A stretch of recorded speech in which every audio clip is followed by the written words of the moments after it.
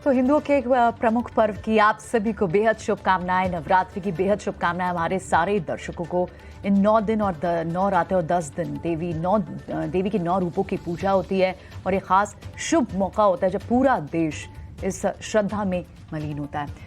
नवरात्रि की बहुत सारी शुभकामनाएं हमारे दर्शकों को, हमारे व्यूवर्स को और डिम्पी और अभिषेक को भी जो मेरे साथ दिल्ली से ज्वाइन करें। नमस्कार, मैं हूं प्रियंका, आप देख रहे हैं खरा सौदा। और अगले 2.5 घंटे बाजार पर इस वक्त क्या स्ट्रैटेजी होनी चाहिए, ग्लोबल मार्केट से क्या संकेत आ रहे हैं और कौन से बड़े खबरें, क्योंकि अर्निंग्स सीजन है ना सिर्फ डोमेस्टिक मार्केट में बल्कि ग्लोबल मार्केट्स में भी। इन सारे कॉम्बिनेशन ऑफ न्यूज़ के साथ चलिए 2.5 घंटे हम आपके साथ होंगे और खबरों के सिलसिले को शुरुआत करते हैं। पहले 4 बड़े ट्रिगर समझते हैं। इस वक्त के 4 बड़े ट्रिगर्स कहाँ से आ रहे हैं, क्योंकि पहला ट्रिगर जो आप सबसे पहले ट्रैक करते हैं वो होता है ग्लोबल मार्केट से। तो यूएस में थोड़ा मिला जुला रुख आपको देखने को मिला, हालांकि ऑयल थोड़े स्पाइक हुए थे, लेकिन उसके बाद यूएस में शुक्रवार को जो हमने ट्रेड देखा वो एक मिक्स सेट ऑफ ट्रेड दिखा था और गिफ्ट निफ्टी इस वक्त आप देखें तो 19,700 के ऊपर भी दिखाई दे रहा है। $91 के पास जो ब्रेंट पहुंचा है, लेकिन एक अच्छी बात यह है क्योंकि एफआईज अब तक सिर्फ सेलर्स थे और छोटी बाइंग फिगर आई है, लेकिन बाइंग की फिगर अब शुरू हुई है। तो इस पर नजर रखनी होगी कि क्या यहां से ट्रेड अब लॉन्ग के ही कन्विक्शन और स्ट्रॉन्ग के साथ बनेंगे। और वैसे भी मिड अक्टूबर के बाद तो बात भी की जा रही थी कि बाजार शायद 20,000 का भी रुख कर सकता है, तो देखना होगा। और दूसरे जो नंबर्स आए, डीमार्ट के नंबर्स आए थे over the weekend, weak set of numbers थे, मार्जिन पर प्रेशर था, सिर्फ रेवेन्यू आप देखें तो वो इन लाइन थी। तो वहां से किस तरह का ट्रेड सेटअप दिखता है और ये कमांड भी होगी आगे इस पूरे स्पेस के लिए। और एचडीएफसी बैंक के नंबर्स आने हैं इस वक्त। इस हफ्ते 30% वेटेज वाली कंपनियों के निफ्टी के नंबर्स आने हैं जिन पर नजर होगी और ये डायरेक्शन भी देंगे।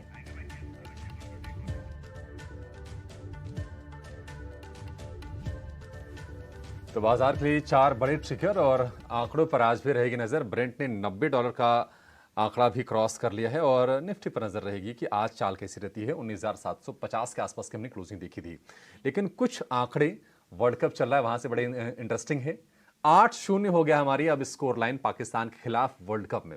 शनिवार को हाई वोल्टेज मुकाबला, हालांकि जिस तरह के क्लैश की उम्मीद की जाती है भारत और पाकिस्तान के बीच में, वो क्लैश में देखने को नहीं मिला। एक समय पर लग रहा था कि मुकाबला ठीक होगा, लेकिन अचानक से पाकिस्तान की बैटिंग जो कोलैप्स हुई और 200 के भी नीचे के स्कोर पर सिमटे। 1.25 लाख के आसपास की एक बड़ी फैन फॉलोइंग भारतीय टीम को सपोर्ट करने पहुंची थी अहमदाबाद के नरेंद्र मोदी स्टेडियम में। लेकिन वहां पर निराशा, मतलब कोई अगर कॉन्टेस्ट की उम्मीद करके आया होगा तो उसको थोड़ी निराशा जरूर लगी होगी। लेकिन निश्चित तौर पर भारत के फेवर में मैच, गजब की बल्लेबाजी रोहित शर्मा की और पूरी तरह से कह सकती कि डोमिनेंस। 30 ओवर में हमने करीब करीब 192 का लक्ष्य हमने हासिल कर लिया। ये रहा अहमदाबाद का हाल। लेकिन कल जो दिल्ली में मुकाबला हुआ वो भी बड़ा इंटरेस्टिंग रहा, बड़ा ऐतिहासिक रहा।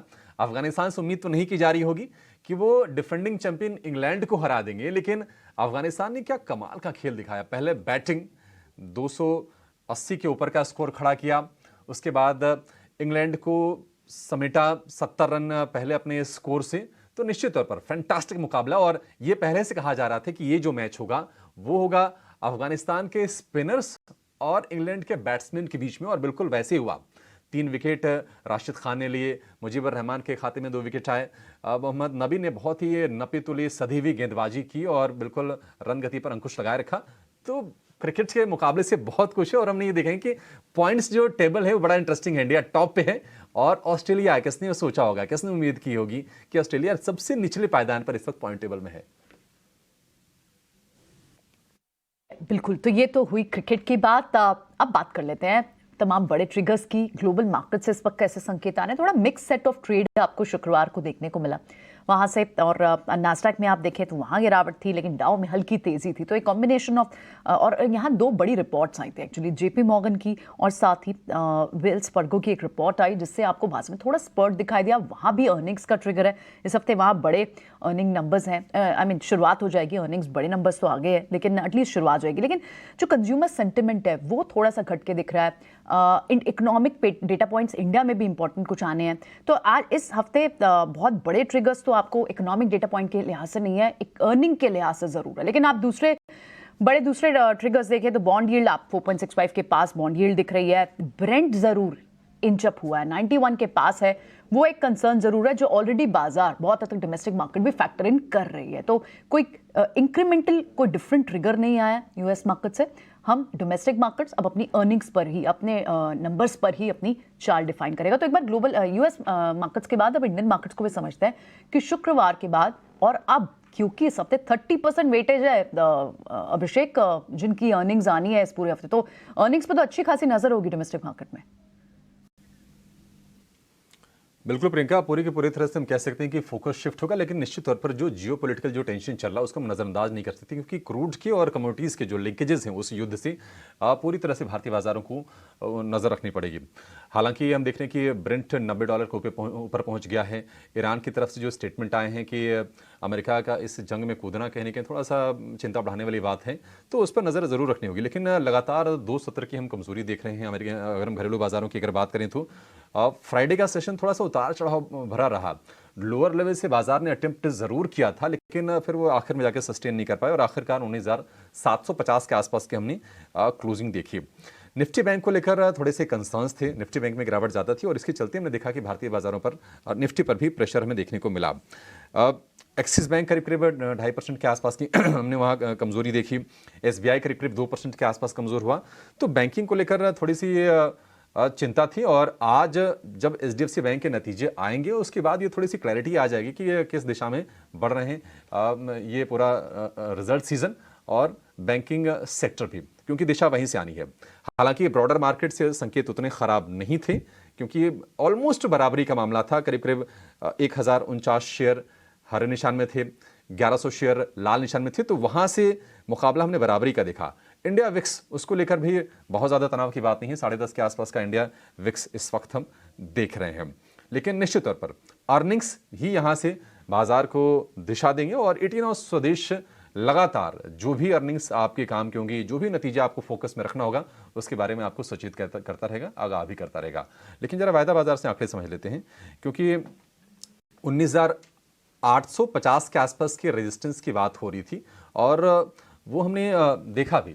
डिम्पी, क्या लगता है, क्योंकि देखिए आज ना क्रूड वाला फैक्टर जुड़ गया है, तो आंकड़े क्या थोड़े से हमें ये 19,850 अभी भी वही रेजिस्टेंस है अगर निफ्टी की बात करें तो? देखिए अभिषेक, पहले तो आपको, प्रियंका को और सभी दर्शकों को हमारी तरफ से नवरात्रों की बहुत बहुत शुभकामनाएं। शुभ नवरात्रे हैं, आपके लिए बिल्कुल शुभ रहें और त्योहारों का सीज़न आज से पूरी तरह से आगाज़ माना जाएगा। दूसरी बात, आपने जो पाकिस्तान वाली बात की वो भी बड़ा इंटरेस्टिंग आपका एनालिसिस था और हम उम्मीद करते हैं ऐसे भारत टेली में नंबर 1 रहे और वर्ल्ड कप भारत में है, भारत से ही जीत जाए। दूसरी बात, अब आपने 850 के रेजिस्टेंस की बात बोली। देखिए मार्केट के अंदर ऐसा कुछ नहीं हो रहा। आपको क्रिकेट के ग्राउंड में हो रहा होगा, आपको मैदानों में हो रहा होगा, आप पंडालों में जाएंगे दुर्गा पूजा में, वहाँ पर आपको बदलाव दिखेगा। मार्केट में नहीं है बदलाव। मार्केट में 850 का रेजिस्टेंस जस का तस अभी भी बना हुआ है। ये पार हो जाएगा, इसकी प्रोबेबिलिटी हाई है, पार होने जाएगा। दूसरा, क्या ये हमको यहाँ पे खरीदारी करनी चाहिए? तो मैंने कई बार आपके सामने सारे डाटा के बेसिस पर रखा है कि जो टिल्ट है वो थोड़ा सा मार्केट का पॉजिटिव साइड पे है। अगर आप लास्ट का सेशन सिर्फ याद करेंगे, क्योंकि 2 दिन की छुट्टी थी तो कई बार भूल जाते हैं लोग, लेकिन अगर लास्ट का सेशन याद रखेंगे तो आप उस रिकवरी को नहीं भूलेंगे जो बहुत शानदार रिकवरी आई। बाकायदा आपने नीचे से चलाया भी, देखिए निफ्टी के अंदर इतना रिकवर हुआ, बैंक निफ्टी के अंदर इतना रिकवर हुआ। ये रिकवरी का मतलब क्या है? रिकवरी का मतलब मार्केट के अंदर इनहेरेंट स्ट्रेंथ है। दूसरी बात, क्या मार्केट के अंदर जो गिरावट आई थी वो देखने लायक थी क्या? देखिए 40-50 पॉइंट की गिरावट क्रूड, इजराइल, इन सब चीज़ों से अगर आ भी जाती है तो डरने घबराने की बात नहीं है। एक और पॉइंट मैं यहाँ पे जोड़ना चाहूँगा, मार्केट के अंदर शैलोनेस है, उसके अंदर वॉल्यूम वगैरह नहीं है, उसके अंदर कोई खास मेजर चीज़ें नहीं है। ये सपोर्ट रेजिस्टेंस हमने कोई चेंजेस नहीं किया, as it is support resistances हैं जो कि 850 वापस 20,000 के बनेंगे, सपोर्ट 700-600 का बनेगा। निफ्टी के अंदर कोई भी पोजीशन लेनी है, कॉल पुट मत लीजिएगा, आज भी मत लीजिएगा। जब तक बाजार इस 850 की रेंज को पार नहीं करेगा कॉल पुट एक्टिव नहीं होंगी। निफ्टी को लेके बैठे हैं, ज़रूर लेके बैठिए जब तक 700 और 600 का रेंज पूरी तरह से ब्रेक डाउन नहीं होता। प्रोबेबिलिटी हाई है कि बाजार 850 को पार कर जाएगा। ये निफ्टी का मोटा मोटी आंकलन है। अगर आप मेरे से बैंक निफ्टी पूछेंगे तो मैं वो भी बता दूंगा। ये फिर लगे हाथ, क्योंकि निफ्टी बैंक को जानना ज़्यादा ज़रूरी है आज।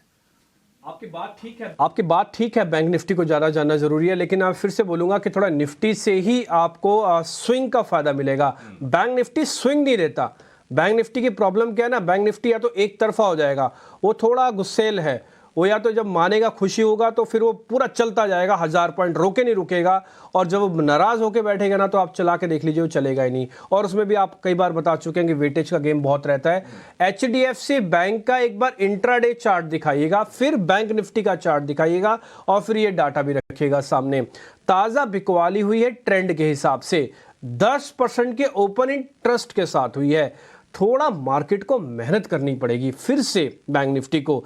अगर आप HDFC बैंक को देख पा रहे हैं, डेज लो पे जाके बंद हुआ। अब आज दिखाइए बैंक निफ्टी का चार्ट, आपको बैंक निफ्टी के अंदर भी वो रिदम नहीं दिखेगी, 44,300 पार नहीं हुआ उससे।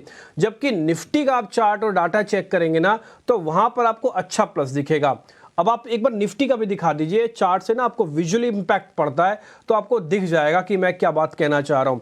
तो आपको अगर स्विंग का फायदा लेना है ना तो आप निफ्टी को लेना, अगर आपको स्विंग का फायदा नहीं लेना, एक तरफा मूव का फायदा लेना है तो फिर बैंक निफ्टी को लेना। ये जो शॉर्टिंग हुई है ना, ये मेरे को सिर्फ एक दिन और चाहिए। अगर आज निफ्टी किसी भी तरह से 44,000 बचा के 44,300 के ऊपर क्लोज कर जाए, मेरा कॉन्फिडेंस फिर से हाई हो जाएगा और मैं बोलूंगा कि बैंकिंग काउंटर्स में भी आप आ जाओ। आज मैं अगर आपसे बोल भी रहा हूं कि निफ्टी को थोड़ा आप देख लीजिए तो सिर्फ निफ्टी को ही देखिए, आज बैंक निफ्टी पूरा मत लीजिए। और एक और बात बहुत ही क्लियर कर दूं थॉट प्रोसेस से, इंडाइसिस से बड़े मूव की जल्दी जल्दी वो उम्मीद मत कीजिएगा। आपको 200-250 पॉइंट कमाने आप आइए इंडाइसिस में, नहीं तो रुक जाइए, ये जब तक 850 निफ्टी का पार नहीं होता। अभिषेक ही बैंक निफ्टी था। डिम्पी, आपने कहा कि नहीं एक दिन आपको और चाहिए, और सच में एक दिन आपको जो चाहिए ना उसके पीछे वाजिब रीजन भी है कि देखिए आज HDFC बैंक के नतीजे भी आ जाएंगे तो थोड़ी तस्वीर और साफ हो जाएगी। मर्जर के बाद ये पहली बार नतीजे पेश कर रहा है HDFC बैंक, तो उस पर हमारी नजर रहेगी। 15,000 करोड़ रुपए के आसपास के प्रॉफिट का अनुमान वैसे बाजार को है। लेकिन 2 शेयर जो आपके फोकस में रहेंगे वो कौन से हैं? देखिए दो शेयरों में से एक शेयर को तो मैं रिपीट ही लेके आ रहा हूं आपके सामने, वो है नेस्ले इंडिया। मेरे चार्ट मेरी स्क्रीन पे लगे हुए हैं, मैं आपको जरा वो दिखा देता हूं। हमने आपको लास्ट टाइम भी बताया था कि जो नेस्ले का रेजिस्टेंस और जो सपोर्ट है ना, वो एक रेंज में आके फंस सा गया है। अब ये रेंज का जैसे ही ब्रेकआउट हो रहा है ना तो आपको बेनिफिट मिलेगा। और मेरा मानना है कि ज्यादा एक्सपेरिमेंट बाजार के अंदर करने भी क्यों है। ये देखिए नेस्ले बकायदा डेज हाई पे जाके उस दिन बंद हुआ था। मैं अपनी स्क्रीन वाला जो आपको चार्ट दिखाऊंगा, ये वो हमने आपको 2 पैराबोलिक दिखाए थे, एक ऊपर का डोम और एक नीचे का डोम बना हुआ है। उसका आप लास्ट में देख पा रहे हैं ब्रेकआउट हुआ है। तो ये शेयर आपको अपनी लिस्ट में अभी रखना चाहिए। मैं मान सकता हूं कि शेयर महंगा है, 20,000 से ऊपर का शेयर है, आपसे हो सकता है ना भी खरीदा जाए, लेकिन फिर भी 1, 2, 3 शेयर भी ले लेंगे ना तो आपका काम बन जाएगा। मैं ये नहीं कह रहा कि आप लॉट्स में जाके इसमें काम करो, कैश में भी आप काम इसमें कर सकते हो। तो नेस्ले एक तो कंजम्पशन का प्ले भी है, सामने आपको पता है फेस्टिवल चल रही है अब तो। दूसरा जो मेरी लिस्ट में शेयर है, मैं उसका भी आपको चार्ट यहीं से स्क्रीन से दिखा देता हूं, वो है मारुति सुजुकी का। आप इस शेयर पे भी थोड़ा बाय रखिएगा। वजह बहुत ही क्लियर है, एक रेजिस्टेंस इसको ब्रेक करने की आज ये अटेम्प्ट लेगा। मैंने आपके सामने वो रेजिस्टेंस ड्रॉ भी कर दिया। 200 दिनों का स्ट्रॉन्ग मूविंग एवरेज इसके पास पड़ा हुआ है और अपने रेजिस्टेंस पार करके ये भी ऑल टाइम हाई जा सकता है। तो मारुति और नेस्ले 2 बड़े शेयर हैं, बट 2 पक्के शेयर हैं। आप इनमें थोड़ा चाहें तो आगे बढ़ सकते हैं। तो मेरी तरफ से आपको फिर से नवरात्रों की शुभकामनाएं और साथ ही साथ इस ट्रेड की भी शुभकामनाएं अगर आप इसको ले रहे हैं तो। अब मेहमान हमारे साथ जुड़ रहे हैं, प्रियंका उनको कनेक्ट कर रही हैं और पता करते हैं उनसे ट्रेडिंग कॉल्स। चलिए बिल्कुल, 2 ट्रेड्स तो हमारे पास आ गए हैं जो डिम्पी ने फिगर आउट किया, लेकिन अब इंडेक्स पर हमारे एक्सपर्ट्स का क्या व्यू है, प्लस उनकी आज की ट्रेडिंग स्ट्रैटेजी क्या है। हमारे साथ प्रशांत सावंत और सोनी पटनायक है। अब दोनों को भी बहुत बहुत गुड मॉर्निंग और नवरात्रि की बहुत बहुत शुभकामनाएं। आज सोनी से शुरुआत करते हैं। सोनी बताएं इंडेक्स पर क्या करेंगे, क्योंकि निफ्टी जो है वो भी एक रेंज में दिखाई दे रहा है और बैंक निफ्टी पर तो मल्टीपल रेजिस्टेंस दिखाई दे रही है। तो क्या सेल ऑन राइज के मौके ढूंढने चाहिए या फिर कंसोलिडेशन जैसा जोन होगा आज? जी good morning to all and सबको हैप्पी नवरात्रि। अगर हम निफ्टी की बात करें तो वीकली बेसिस पे निफ्टी ने एक 6% का शॉर्ट कवरिंग दिखाया है, यानी कि कोई फ्रेश पोजीशंस नहीं बने हैं। बट इसमें एक सिल्वर लाइनिंग है कि इसका पुट कॉल रेशियो जो है वो 1.1 टू 1.14 को मेंटेन कर रहा है, यानी कि पुट राइटिंग लोअर लेवल्स पे बन रहे हैं और बेस बनते जा रहा है। तो अगर हम देखेंगे 19,600 की पुट कॉल रेशियो जो है वो 1.5 के ऊपर सस्टेन कर रहा है, यानी कि पुट राइटर्स वहां पे अभी थोड़े से अग्रेसिव हैं और वो पोजीशन को डिफेंड करने के लिए तैयार है। बट ऊपर की तरफ अगर हम देखें तो 19800 उसका भी पीसीआर मेरे ख्याल से 0.5 के नीचे आ गया है। सो यानी कि वो वहां पे थोड़ी बहुत ही कॉल राइटर्स अभी भी अपने पोजीशंस को होल्ड कर रहे हैं, तो इतनी आसानी से वो रेजिस्टेंस को गिव अप करने के लिए तैयार नहीं है। सो निफ्टी का मेरे ख्याल से एक रेंज बन सकता है 19600 से लेके 19800 850 एट मैक्स। अगर स्पॉट में 19850 के ऊपर निफ्टी सस्टेन कर पाता है तो मेरे ख्याल से और 200 पॉइंट की रैली ले सकता है, यानी कि 20,000 तक जा सकता है। बट जब तक 19850 एक बार क्रॉस नहीं होता है, थोड़ा सा उसमें आप या तो रेंज के अनुसार आप इसको प्ले कीजिए या फिर थोड़ा इंतजार कीजिए जब तक फ्रेश लॉन्ग्स आपको बनानी होगा, तो इंतजार कीजिए। इसका कारण इंतजार करने का यही है क्योंकि बैंक निफ्टी जो है वो थोड़ा शायद लैगार्ड हो सकता है, अंडर परफॉर्म कर सकता है। क्योंकि बैंक निफ्टी में अगर मैं वीकली पोजीशन में देखूं तो ऐसा कोई भी लॉन्ग बिल्टअप पोजीशंस बने नहीं है, बल्कि उसमें लॉन्ग अनवाइंडिंग हुए हैं, यानी कि ओपन पोजीशंस ओपन कॉन्ट्रैक्ट्स सब अनवाइंड हो गए हैं, क्लोज हो गए हैं। अगर मैं फ्राइडे अलोन का एक डेटा देखती हूँ तो उसमें फ्राइडे एक 10% का शॉर्ट बिल्टअप बना हुआ है बैंक निफ्टी में। सो बैंक निफ्टी में मल्टीपल रेजिस्टेंस हो गए हैं। 44,700 स्पॉट में बहुत क्रूशियल रेजिस्टेंस है, अगर उसके ऊपर वो निकालता है तो मेरे ख्याल से 45,000 45,100 तक खींच सकता है। बट अभी अगर नहीं निकाल पाते तो उसका नीचे का भी एक काफी सपोर्ट है, तो शायद 44,200 इमीडिएट बेसिस पे हमको देखना चाहिए स्पॉट में। अगर वो ब्रेक होता है तो 44,000 43,900 at max. So bank Nifty का भी अगर हम देखेंगे तो एक रेंज बन रहा है 44,000 टू लेके 44,700 तक। सो इसी लेवल्स के अनुसार हम देखते हैं, आज का शायद क्रूशियल हो सकता है क्योंकि बहुत हैवी वेट्स के रिजल्ट है। सो थोड़ा इंतजार कीजिए, किसको अगर फ्रेश लॉन्ग्स लेना हो तो 44,700 एटलीस्ट निकालने के लिए तक इंतजार कीजिए, उसके ऊपर आप देख सकते हैं 45,000 45,100। बट बैंक निफ्टी के लिए टर्निंग पॉइंट 45,100 के ऊपर ही आएगा। सो रेंज और आपको काफी इंतजार करना पड़ेगा वो रेंज निकालने के लिए। एंड जैसे वो निकालते हैं तब हमारे पास वो ट्रेंड रिवर्सल का कंफर्मेशन आएगा। तब तक के लिए मेरे ख्याल से साइडवेज या फिर कंसोलिडेशन पे ही निफ्टी बैंक निफ्टी दोनों ट्रेड कर सकता है। ठीक है, निफ्टी बैंक निफ्टी पर बहुत ही साफ साफ शब्दों में सोनी का ये व्यू 19,850 ये रेजिस्टेंस का लेवल बना रहेगा निफ्टी के लिए, और उसके पार जाए तो ही कोई एक पुख्ता तौर पर हम तेजी की उम्मीद कर सकते हैं निफ्टी में। और निफ्टी बैंक के लिए 44,700, ये दो लेवल्स को आप ज़रूर अपने फोकस में रखिएगा। प्रशांत, गुड मॉर्निंग। पहले तो आपको नवरात्र की बहुत बहुत शुभकामनाएं। बताइए आज आपके हिसाब से कौन से शेयर हैं जो आज कमाल करेंगे आज के सत्र में? जी गुड मॉर्निंग, और आप सभी को भी happy Navratri and to the panel also.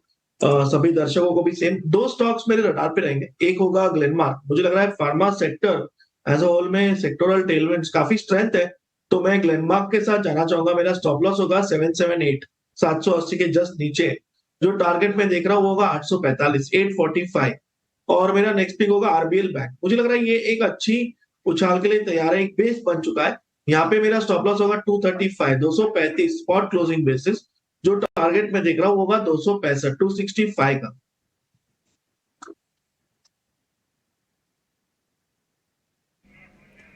ठीक है, चलिए एक बड़ी खबर भी हम लेकर आएंगे।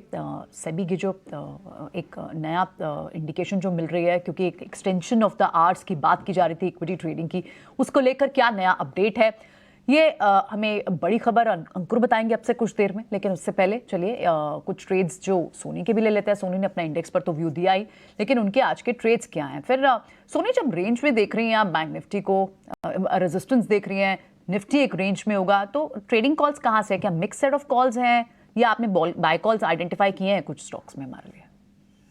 जी मेरे जो दो पिक्स रहेंगे वो एक्चुअली मिक्स्ड है, एक बाय है और एक सेल है, क्योंकि रेंज और कॉशियस व्यू लेके मैं इंडेक्स में अभी चल रही हूँ, इसलिए मैंने बाय सेल का रखा है। सेल जो है वो यूबीएल फ्यूचर्स में मैंने सेल के लिए रिकमेंड किया है। यूबीएल फ्यूचर्स में हम अगर देखेंगे तो 1600 के कॉल में काफी अग्रेसिव पोजिशंस ऐड हो रहे हैं, अनवाइंड नहीं है, यानी कि 1600 का उसका एक अच्छा रेजिस्टेंस बना हुआ है। और टेक्निकली भी मुझे वीक लग रहा है यहाँ से यूबीएल फ्यूचर्स चार्ट्स पे देखें तो आप सेल कर सकते हैं हैं 1610 फ्यूचर्स में आप इसको स्टॉप लॉस लगा सकते हैं। नीचे का टारगेट रहेगा 1540 से लेके 1520 का। इसमें फ्राइडे को शॉर्ट बिल्टअप भी काफी अग्रेसिवली देखने को मिला है, अराउंड 4%। सो ये रहा पहला पिक। दूसरा पिक मेरा रहेगा बाय की तरफ, वो है टाटा कंज्यूमर में। टाटा कंज्यूमर में long built up positions plus delivery volumes बहुत ही अग्रेसिवली देखने को मिला है फ्राइडे को, और इसमें जो लॉन्ग बिल्टअप बने हैं वो भी 6% के करीब लॉन्ग बिल्टअप पोजीशंस बने हैं। सो टाटा कंज्यूमर बाय कीजिए 890 का एक स्टॉप लॉस लगा के, और ऊपर का इसका जो टारगेट रहेगा वो 960 का रहेगा। ओके ठीक है। टाटा कंज्यूमर्स, आप भी कंज्यूम्शन वाले एक शेयर पे फोकस कर रहे हैं। अच्छी बात है कि बहुत सारी चीज़ें मार्केट के अंदर कॉमन हो रही हैं। इसमें से टाटा कंज्यूमर, जैसे हमने आपके सामने नेस्ले रखा, सोनी पटनायक का ये मानना है कि यूबीएल यानी कि यूनाइटेड ब्रूअरीज, आप इसको एक बार शॉर्ट कर सकते हैं। तो आपके पास एक शॉर्ट की कॉल भी है। एक अच्छी खबर भी मैं आपको बता दूं, वो खबर नवरात्रों में आ रही है कि F&O का जो ट्रेडिंग टाइम है ना, जो उसके घंटे बढ़ाने की बात हो रही थी, उसकी संभावनाएं थोड़ी कम लग रही हैं। तो ये एक अच्छी खबर है। और आपको ध्यान होगा कुछ टाइम पहले ही आपने अपने रिपोर्टर से कनेक्ट करके खबर का पता करवाया था, तभी चर्चा चल रही थी। फिर प्रपोजल गया, प्रपोजल के बाद अब ये पता लग रहा है कि शायद मनाही हो रही है। तो ये अच्छी खबर के तौर पर मैं इसलिए बोलूँगा कि जिनको ऐसा लग रहा है कि मार्केट के 6.5 घंटे भी तनाव देते हैं, तो उनके लिए तो बहुत ही अच्छी खबर है। एक काम करते हैं, अंकुर जिन्होंने पहले ही खबरें ब्रेक भी की थी, ऐसा क्या बात हो गया कि एनएससी के प्रस्ताव पे पूरी राय नहीं बन रही है? सेबी ऐसा क्यों कह रहा है कि थोड़ा लेट, अभी रुक जाइए, पहले थोड़ा चेक करने दीजिए? ये सारी चीज़ एक बार उनसे समझ लेते हैं। अंकुर बताएं आप। जी हाँ, सूत्र में यही बता रहे हैं कि जो मार्केट रेगुलेटर सेबी है वो सभी मार्केट पार्टिसिपेंट से एक कंसल्टेटिव प्रोसेस के तहत बातचीत करेगा और उसके बाद जो ट्रेड टाइम एक्सटेंशन है उस पर आगे बढ़ेगा। यहां पर रेगुलेटर की जो चिंता है और जो कंसर्न है वो यही है कि आपकी जो प्रिपरेशन है वो कैसी है, आपकी सेटलमेंट पे क्या प्रिपरेशन है, आपकी रिस्क में क्या प्रिपरेशन है, आपकी जो मैन पावर है उसके लिए क्या प्रिपरेशन है। ये सारा जो आकलन है वो सेबी पहले करेगा और उसमें आप देखेंगे कुछ दिनों में यहां पे मीटिंग्स होते हुए दिखाई दे सकती हैं। आपको याद होगा कि एनएसई ने, जिसका ये मानना था कि उन्होंने सारे स्टेक होल्डर्स से बात की है और उसके बाद एक प्रपोजल भेजा गया है 6 to 9 PM extended trade session के लिए। मतलब ये 6 से 9 बजे का जो सेशन होगा वो सिर्फ एफएनओ में होगा। इंडाइसिस में जो फ्यूचर एंड ऑप्शंस है वहां पे ट्रेड हो पाएगा।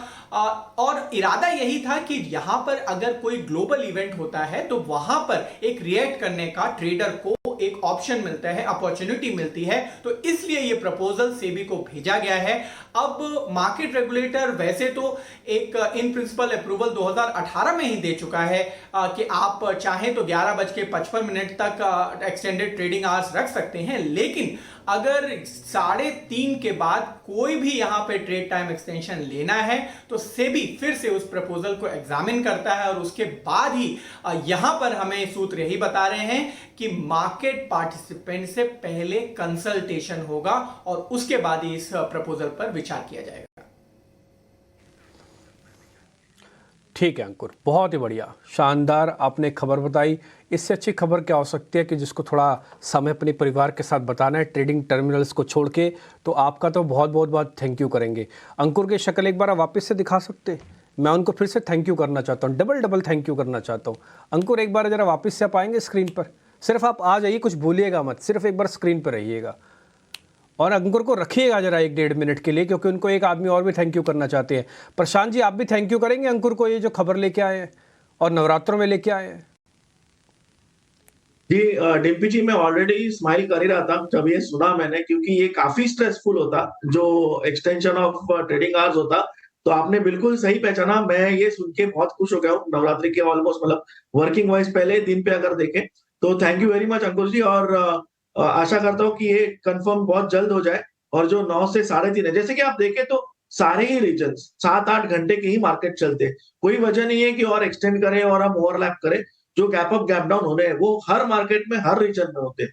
तो मुझे नहीं लग रहा है कि इससे कोई ज्यादा फर्क पड़ेगा, सिर्फ एक टर्नओवर बढ़ेगा, वो एक बात है। तो मुझे जरूरत नहीं लग रही है। तो अगर ये न्यूज बहुत जल्द कंफर्म हो जाए तो डेफिनेटली सारे ही जो फुल टाइम ट्रेडर्स हैं वो इससे खुश ही होंगे।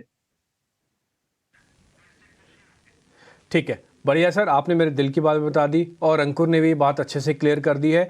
देखिए प्रॉब्लम क्या है ना, भारत सरकार और मतलब एक्सचेंजेस का मैं बात बताऊं, एक्सचेंजेस को भारत में बिजनेस लेके आना है, गिफ्ट निफ्टी का ऑलरेडी आ चुका है, अब हमको कोरिलेट भी करना है। तो कोरिलेशन के लिए 6 से 9 रखा गया है और कोरिलेशन में भी पहले इंडेक्स के फ्यूचर्स रहेंगे और हमें ऐसा खुद से लगता है कि अभी इसमें थोड़ा समय लगेगा। अभी आप पहले गिफ्ट निफ्टी वाले को पका लीजिए, थोड़ा चला लीजिए, उसके बाद थोड़ी चीज़ें इस तरीके से बेहतर होंगी। तो कनेक्शन हम भी चाहते हैं ग्लोबल का, लेकिन अभी थोड़ा सा जल्दी है, थोड़ा समय दीजिए लोगों को, पहले थोड़ा फिट हो जाने दीजिए, उसके बाद ये चीज़ चल जाएगा तो फिर मज़ा आएगा। अविनाश सर भी हमारे साथ जुड़ चुके हैं। अविनाश सर, एक टेक मैं आपका ये ले लेता हूँ, उसके बाद फिर मैं स्टॉक्स पे चर्चा करूँगा। शरद भी जुड़ चुके हैं, स्टॉक से न्यूज़ बताएंगे। अविनाश सर, ये ठीक है ना, अभी कनेक्ट करने की जरूरत नहीं है, थोड़ा रिस्क मैनेजमेंट, ये सारी चीज़ें देख लें अभी हम सब, थोड़ा और समय लेने की ज़रूरत है। आपको नहीं लगता कि अभी समय बढ़ाना थोड़ा जल्दबाजी होता? बिल्कुल, इनफैक्ट क्योंकि मुझे लग रहा है कि देखिए अभी जो सिस्टम चल रहा है, मेरे ख्याल से काफ़ी समय ट्रेडर को मिलता है, इन्वेस्टर को मिलता है। मेरे ख्याल से देखिए ट्रेडिंग आवर्स बढ़ने से टर्नओवर तो ज़रूर बढ़ेगा, लेकिन जो टाइम मैनेजमेंट होता है सारे लोगों का मार्केट का, कहीं न कहीं क्वालिटी टाइम सभी को चाहिए होता है और मुझे लग रहा है कि करंट सिचुएशन है कि जो सिस्टम चल रहा है वही अगर चले तो अच्छी बात है। थोड़ा समय मेरे ख्याल से it is better to analyse और देखना पड़ेगा कि ज़रूरत है कि नहीं। बट डेफिनिटली आई थिंक अगर ये होता है तो अच्छी बात है। मेरे ख्याल से सारे जो मार्केट वाले हैं, I think they will welcome it, क्योंकि कहीं न कहीं देखिए क्वालिटी टाइम अपने फैमिली के साथ भी स्पेंड करना उतना ही ज़रूरी है जितना पैसा बनाना है। तो मेरे ख्याल से अच्छी बात है। Let us wait and watch आगे क्या होता है। ठीक है, निश्चित तौर पर सभी के चेहरों पर खुशी है और डिम्पल निश्चित तौर पर देखिए 6 साढ़े 6 घंटे भी लगता है कि कब ये खत्म होंगे, शाम को 3 घंटे और ना, 3 घंटे और ना मतलब जाती है। और देखिए जो प्रैक्टिकल जो कुछ प्रॉब्लम्स है वो तो हैं ही। अब वॉल्यूम जो बढ़ने की जो उम्मीद की जा रही है, पता नहीं कितना बढ़ेगा नहीं बढ़ेगा, लेकिन ब्रोकरेजेस की कॉस्ट भी बढ़ जाती और वो कॉस्ट बढ़ती, कहते हैं ना कि, और पीस ऑफ माइंड का जो हम कह सकते हैं कि कहीं ना कहीं वो भी कॉम्प्रोमाइज हो ही जाती है। शरद हमारे साथ जुड़ गए हैं, शरद भी खुश होंगे इस डेवलपमेंट से, क्योंकि उनको थोड़ा सा और देर तक रुकना पड़ता, रात को जगना पड़ता और थोड़ा सा और मशक्कत करनी पड़ती सारे स्टॉक से न्यूज़ निकालने के लिए। शरद बताइए, आज खबरों वाले शेयर कौन से हैं? जी बिल्कुल अभिषेक, आपने सही कहा, हमारी काम जो है बढ़ जाती, रात की तो काम बढ़ती और सुबह की भी काम बढ़ जाती। लेकिन आज के जो Q2 अपडेट्स है उन पे फोकस करते हैं। एवेन्यू सुपरमार्ट्स की जो नंबर्स आए थे वो लार्जली वीक देखने मिले थे। हालांकि देखें तो रेवेन्यू इनलाइन थी, लेकिन पैट और मार्जिन्स ये मिस किया गया एनालिस्ट एस्टिमेट्स का। जो वॉल्यूम ग्रोथ भी आया फर्स्ट हाफ FY24 का, हमने चेक किया नंबर्स, उसमें भी डी ग्रोथ आई है। लगभग 8.6% का SSG ग्रोथ, जो लाइक फॉर लाइक ग्रोथ कहते हैं, वो देखने मिला है। इंपॉर्टेंट चीज़ है कि मार्जिन्स में इम्पैक्ट पड़ा है और यहाँ पे जो है मार्जिन्स और हायर अदर एक्सपेंसेस, उनके कारण जो है नंबर्स में गिरावट आई है। और बाजार का मानना है कि वैल्यूएशंस बहुत महंगे हैं स्टॉक के और लगातार 4 या 5 क्वार्टर में जो है अंडर परफॉर्मेंस देखने मिली है। नंबर्स हालांकि इनलाइन है, लेकिन जो परसेप्शन है वो थोड़ी वीक है, तो यहाँ पे नेगेटिव रिएक्शन स्टॉक में देखने मिल सकता है।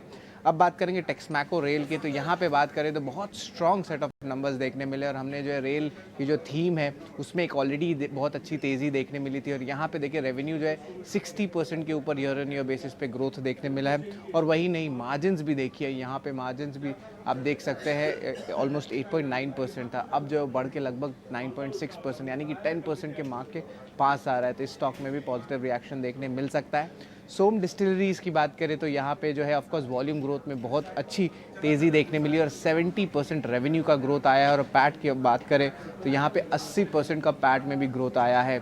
चौथा स्टॉक जो फोकस में रहेगा वो है दालमिया भारत। यहाँ पे कंसोलिडेटेड बेसिस पे largely inline set of numbers देखने मिले हैं, लेकिन जो एनालिस्ट की कमेंट्री आ रही है सेकंड हाफ के लिए, उसमें जो है कंपनी अपनी स्ट्रैटेजी चेंज करने वाली है। अब वो वॉल्यूम पुश पे रहेगी। इसका मतलब कि जो कॉस्ट रिडक्शन प्रोग्राम्स है उस पर फोकस होगा और जब कॉस्ट रिडक्शन प्रोग्राम्स होता है तो आगे जाते हुए मार्जिन्स में इंप्रूवमेंट आती है। और जो प्रमोटर कि जो आप कह सकते हैं स्ट्रीट भी एक्सपेक्ट करे कि प्रमोटर जो पूरी तरह कंट्रोल ले चुके थे लास्ट ईयर, अब जो है वो अपनी स्ट्रैटेजीज़ को प्ले आउट करने लगेंगे। तो सेकंड हाफ के लिए जो है ज़रूर एक पॉजिटिव मोमेंटम स्टॉक्स में देखने मिल सकता है। तो ये तो आपके Q2 अर्निंग्स के नंबर्स हैं। ये सारे नंबर्स, इनमें पॉसिबल ट्रेड्स ढूंढेंगे जो यहाँ नंबर्स आए हैं और ये तमाम जो स्टॉक्स इन न्यूज़ आपने हमें बताया। शुक्रिया शरद, ये सारी अपडेट्स हमें बताने के लिए। अब एक बार अर्शेषा से ब्रोकरेज हाउस की व्यूज़ हम समझे, लेकिन शरद ने हमें एक्चुअली सारे अर्निंग्स वाले स्टॉक्स बताए हैं। शरद, कुछ खबरों वाले स्टॉक्स भी तो होंगे? जी बिल्कुल प्रियंका, लिस्ट बड़ा है, इस रडार पे ज़रूर रखिएगा। सबसे पहले टाटा मोटर्स फोकस में रहने वाला, और ये इंपॉर्टेंट इसलिए है क्योंकि टाटा टेक पे जो है ये अपनी लगभग 10% स्टेक की बिकवाली करने वाले हैं और ये टीपीजी राइस क्लाइमेट को करेंगे।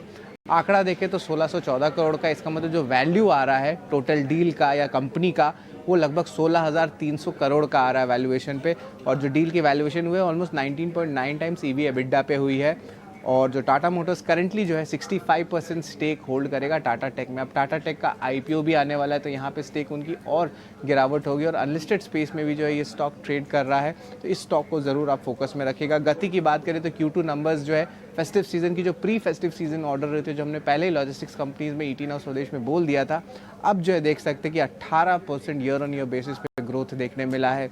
अब लॉक इन पीरियड भी है, आज 2 कंपनीज़ के खुलने वाले हैं। एक है आपके उत्कर्ष स्मॉल फाइनेंस बैंक और दूसरा है EMS। ये दोनों कंपनीज़ के जो 4% इक्विटी है बाज़ार में आने वाले हैं। ग्रासिम इंडस्ट्रीज़ की इंपॉर्टेंट बोर्ड मीटिंग है फंड रेस के लिए, और एनालिस्ट का मानना है कि ये उनके पेंट्स बिजनेस के एक्सपेंशन के लिए हो सकता है, लेकिन बाज़ार भी तो एक्सपेक्ट कर रहे थे कि थोड़ी वोडाफोन आइडिया में भी इन्फ्यूजन फंड्स की हो सकती है, लेकिन ओवरऑल एनालिस्ट का मानना है कि ये पेंट्स बिजनेस में रहेगा। लाइफ इंश्योरेंस स्टॉक्स भी फोकस में रहने वाले, और यहाँ पे रिपोर्ट्स आ रहे हैं कि जो लाइफ इंश्योरेंस कंपनीज है वो एग्री कर रहे हैं कि वो एक कैप लगा देंगे कमीशंस पे लगभग 30% का, जो वो कॉर्पोरेट एजेंसीज या बैंक्स को देते हैं।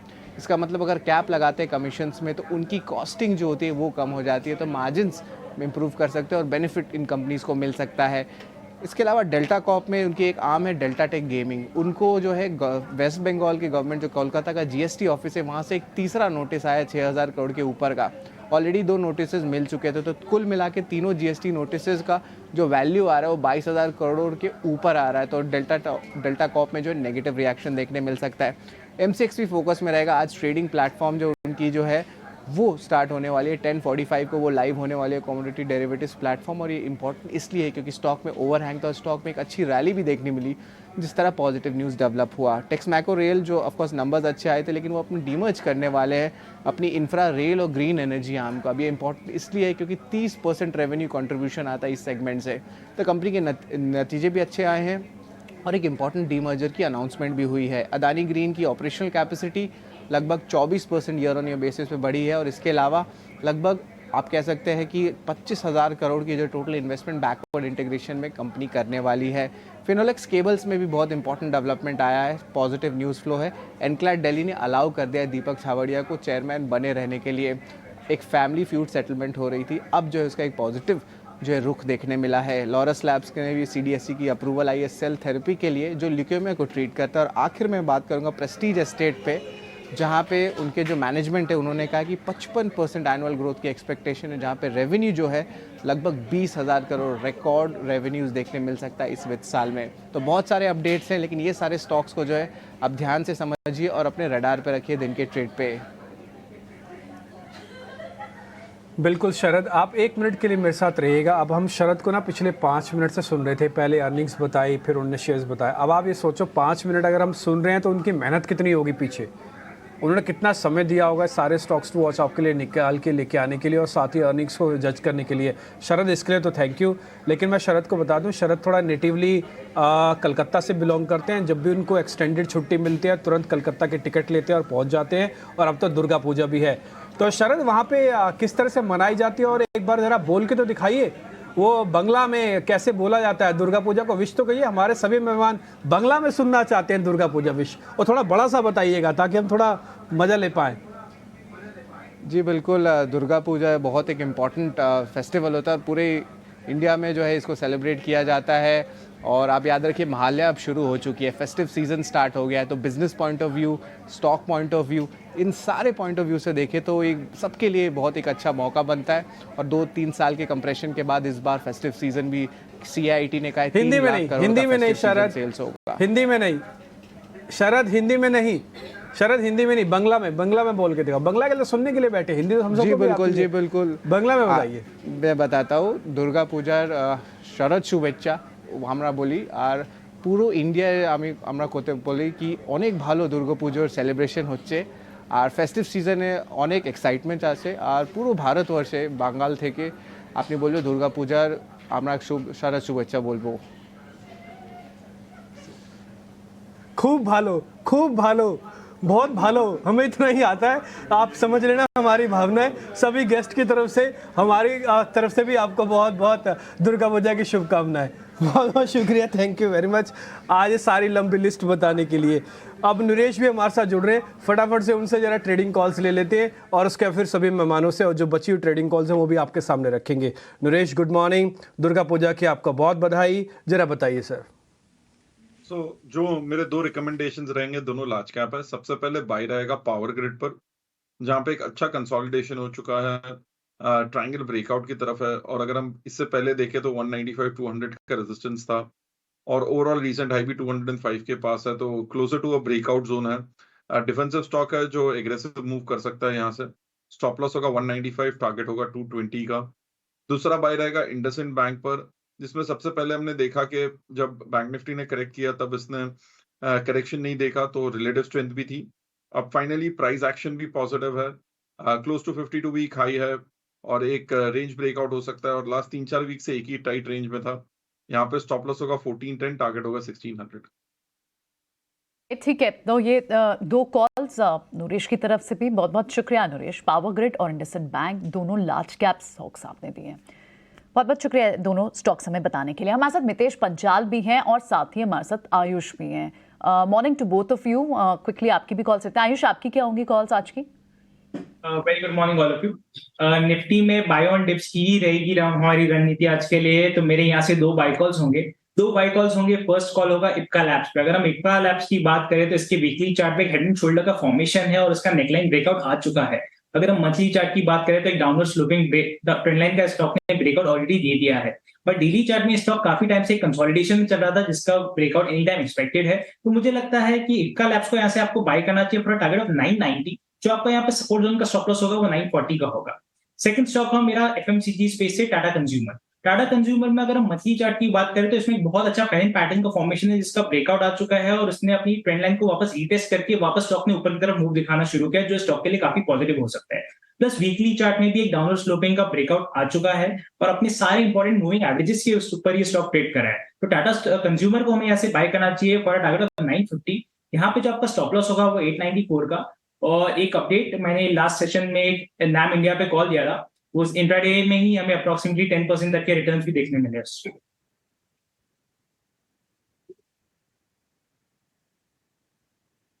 तो आयुष की ये दो ट्रेडिंग पिक्स आज के लिए। लेकिन नितेश, आपके पास क्या है? बाजार में थोड़ा सा देखिए आज वोलेटाइल माहौल रहेगा, थोड़े से गैप डाउन पर हम ओपनिंग होती हुई देखेंगे। स्टॉक पिक्स कौन सी हैं आपकी?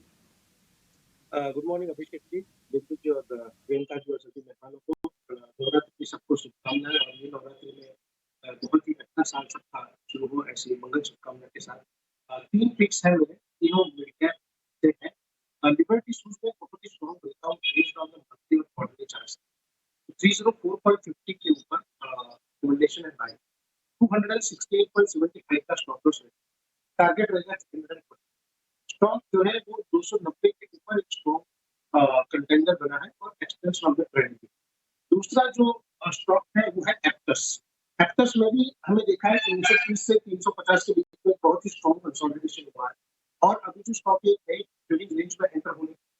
मितेश, आपको रोकना चाहेंगे, आपकी कॉल्स हम ले लेते हैं। थोड़ा सा टेक्निकल ग्लिच आ रहा है, आपकी ऑडियो के साथ से फिक्स करके आते हैं, लेकिन आपकी कॉल्स हमारे सामने स्क्रीन पे है। लिबर्टी शूज़ में आपको 345 तक का टारगेट दिखता है और एप्टस आपने दिया दूसरा, जहां पर आपको यानी माइक्रो फाइनेंसिंग होम फाइनेंसर एक लिया आपने और एक कंज्यूमर ड्यूरेबल लिया, कंज्यूमर स्टॉक लिया आपने। ये दो स्टॉक्स और टारगेट्स आपके सामने मितेश के है हमारे साथ। मॉर्निंग आशीषा, बताएं कौन कौन सी बड़ी ब्रोकिंग हाउस के रिपोर्ट्स हैं आपके पास आज? जी हाँ, सबसे पहले पेटीएम फोकस रहेगा। गोल्डमैन सैक्स की रिपोर्ट आई है जहां उन्होंने खरीदारी की राय बरकरार रखी है। 1200 रुपीज़ प्रति शेयर का जो टारगेट था वो अब बढ़ाकर 1250 रुपीज़ प्रति शेयर कर दिया है। गोल्डमैन सैक्स का मानना है कि पेटीएम के ऑपरेटिंग मेट्रिक्स अब इम्प्रूव होते हुए नजर आ रहे हैं। उनका मानना है कि कंपनी FY25 में नेट इनकम पॉजिटिव हो जाएगी और ये बड़ा पॉजिटिव कैटलिस्ट होगा स्टॉक के लिए। वैल्यूएशन की बात करें तो कंपनी अभी डिस्काउंट पे ट्रेड कर रही है जोमेटो और नायका से, और उसी के चलते उनका नजरिया काफी पॉजिटिव है इस काउंटर पर। एवेन्यू सुपरमार्ट्स के भी नतीजे आए थे वीकेंड पर, जिसके चलते जेफरीज की रिपोर्ट आई है। उन्होंने होल्ड की राय बरकरार रखी है। टारगेट प्राइस जो 3,700 रुपीज़ प्रति शेयर था वो बढ़ाकर 3,850 रुपीज़ प्रति शेयर कर दिया है। उनका मानना है कि एबिटा के नंबर्स अनुमान से कमज़ोर थे, ग्रॉस मार्जिन में कमजोरी देखने को मिली और स्टाफ कॉस्ट, एम्प्लॉयमेंट कॉस्ट में बढ़ोतरी देखने को मिली, जिसके चलते नतीजे कमजोर दिखे। उन्होंने होल्ड की रेटिंग बरकरार रखी है और रिवाइज टारगेट प्राइस 3,850 रुपीज़ प्रति शेयर पर है। इसके अलावा आईटी कंपनीज के नतीजे अगले हफ्ते आए थे और इन्फोसिस और टीसीएस पर भी कुछ ब्रोकरेज रिपोर्ट्स आई है। मॉर्गन स्टैनली ने ओवरवेट की रेटिंग बरकरार रखी है इन्फोसिस पर और 1,600 रुपीज़ प्रति शेयर का टारगेट दिया है। उनका मानना है कि स्टॉक में उछाल देखने को मिल सकता है नियर टर्म में। इन्फोसिस की बात करें तो टीसीएस से 14% के डिस्काउंट पे स्टॉक ट्रेड कर रहा है और उसी के चलते उनका नजरिया पॉजिटिव है। मॉर्गन स्टैनली ने भी इक्वल वेट का स्टांस रखा है टीसीएस पर 3,590 रुपीज़ प्रति शेयर का टारगेट दिया है। उनका मानना है कि इन्फोसिस तो बढ़ सकता है लेकिन टीसीएस गिर सकता है। आईटी इंडेक्स को आउट परफॉर्म किया है स्टॉक ने अब तक और अभी कुछ डाउनसाइड देखने को मिल सकता है इस काउंटर में। लास्टली आईसीआईसीआई प्रूडेंशियल पर भी रिपोर्ट आई है। सीएलएसए की खरीदारी की राय बरकरार रखी है और 700 रुपीज़ प्रति शेयर का टारगेट दिया है। उनका मानना है कि आईसीआईसीआई बैंक चैनल से जो रन रेट आ रहा है वो पॉजिटिव होता हुआ नजर आया है, लेकिन नॉन आईसीआईसीआई चैनल में कुछ कमजोरी देखने को मिली है। एक्सपेक्टेशंस काफ़ी कमज़ोर है, ऑपरेटिंग मेट्रिक्स भी काफ़ी कमज़ोर नज़र आ रहे हैं। खरीदारी की राय बरकरार रखी है, 700 रुपीज़ प्रति शेयर का टारगेट दिया है। ठीक है शीशा, बहुत शुक्रिया, थैंक यू वेरी मच इस सारी की सारी रिपोर्ट्स को कंपाइल करके लेके आने के लिए। अविनाश सर, मैं एवेन्यू सुपरमार्ट यानी कि डी मार्ट से शुरू कर रहा हूँ।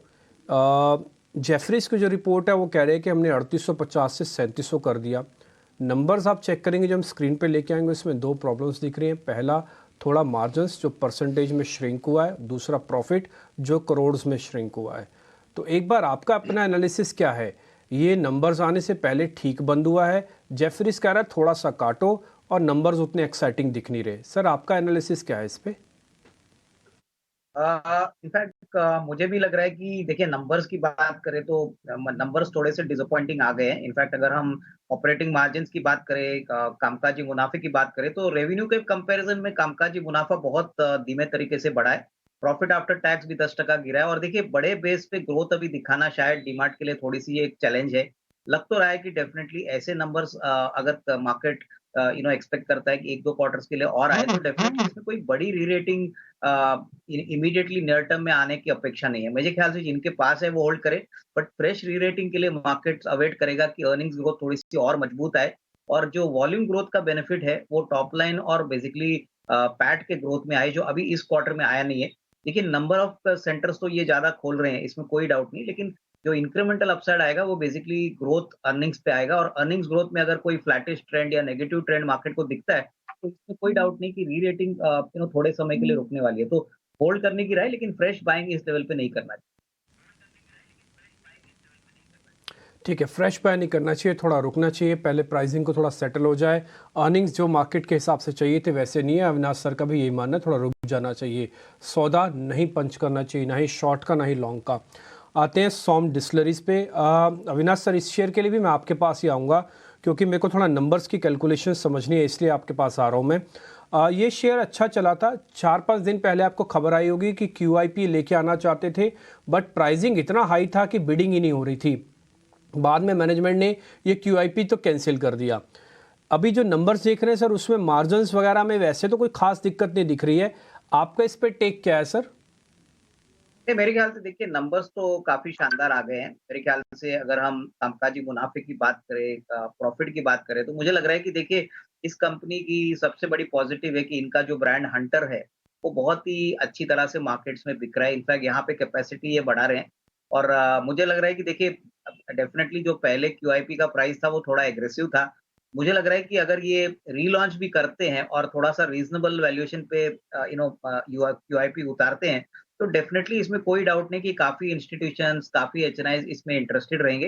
हालांकि देखिए यहाँ पे प्रमोटर ने भी बहुत बाइंग की है, बट मेरे ख्याल से देखिए इस मार्केट में मुझे लग रहा है कि 20-25% का ग्रोथ बेवरेज मार्केट में पॉसिबल लग रहा है, क्योंकि ओवरऑल जो कंजम्पशन ट्रेंड अभी दिख रहा है इसमें कोई डाउट नहीं कि FY24 compare to previous year बहुत अच्छा रहेगा। तो मेरे ख्याल से करंट लेवल पे भी अगर कोई खरीदना चाहे थोड़ा सा लंबा टाइम फ्रेम के लिए तो एक अच्छा विकल्प बन सकता है। ठीक है, सोम डिस्टिलीज पर रिव्यू। लेकिन अब चलिए अब जोड़ लेते हैं बाजार के एक और दिग्गज संजीव भसीन को। भसीन के बेहतरीन शेयर लेकर जुड़ गए।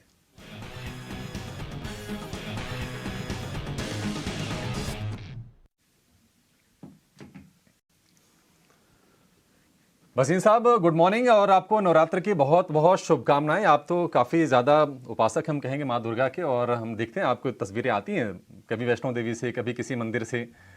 इस बार क्या तैयारी है? और सर ये बताइए कि बाजार में आपकी क्या तैयारी है आज के लिए? हाँ, गुड मॉर्निंग अभिषेक। पहले तो सबको जय माता दी और बहुत बहुत नवरात्रि की शुभकामनाएं। मेरे तो उपवास है और जय माता दी यही करेंगे कि 20,000 इस बारी जरूर आए और ये जो पेसिमिज्म है सब पीछे रह जाए। तो बहुत ऑप्टिमिस्टिक नोट है। पहला दिन है, दूसरा दिन है नवरात्रों का, तो आप तैयारी कर लीजिए। ये 15 तारीख, ये अगले 10 दिन में 20,000 आया। उसके अलावा आप देखिए Russian oil eight a double discount, सबसे बड़ी हेडलाइन लोग बाग मिस कर रहे हैं। Reliance will be the huge beneficiary और रिजल्ट्स में आपको दिखेगा। कंजम्पशन स्पेंडिंग, पहली बात तो देखिए प्रियंका जी को मैंने कहा था India will beat Pakistan hands down, उन्होंने कहा संजीव जी टाइट मैच होएगा। मैंने कहा नहीं प्रियंका, देखिए क्या मैच हुआ। और कल तो आपका your breath was taken away by what Afghanistan did to England, down with England. ये देखिए क्या गेम, ये क्या मैच होता है क्रिकेट का। सारे आपकी मंदी खत्म हो गई। दूसरी बात, this is the time for underdogs to perform, और मुझे कोई दो राय नहीं, sooner rather than later as you see negotiations take place, commodities will lead this rally and I'm very bullish on the market hitting new highs in the month of October. Sanjeev ji बिल्कुल absolutely. In fact ये बात तो बिल्कुल ठीक है। इस वक्त India का आप देखें हर जगह India is able to make a mark. सिर्फ डोमेस्टिक मार्केट नहीं, इंडियन मार्केट्स में जिस तरह के फ्लोज की बात की जाती है, लॉन्ग टर्म इन्वेस्टमेंट की बात की जाती है, और साथ ही आप स्पोर्ट्समैन स्पिरिट देखें। इससे पहले जो एशियन गेम्स हुई, क्रिकेट तो ऑफकोर्स उसकी दीवानगी तो आई। एशियन गेम्स में कहाँ आपसे 107 से ज़्यादा मेडल्स इंडिया को मिले। तो ऑफकोर्स इंडिया इस वक्त बिल्कुल शाइनिंग लाइक अ ज्वेल है, और इस ज्वेल इन मेकिंग में हम सारे हमारे जो एक्सपर्ट्स हैं, स्पेशली जो हम स्टॉक मार्केट में जो कॉल्स की बात करते हैं, उन सबके लिए आपकी भी बहुत थैंकफुल है जो आप लगातार रेगुलरली कंट्रीब्यूट भी करते हैं। संजीव जी अब आज की कॉल्स कौन सी होंगी? अंडरडॉग्स का समय अगर, तो कौन सी आज 2 स्पेशल कॉल्स आप हमारे व्यूअर्स के लिए लेके आए?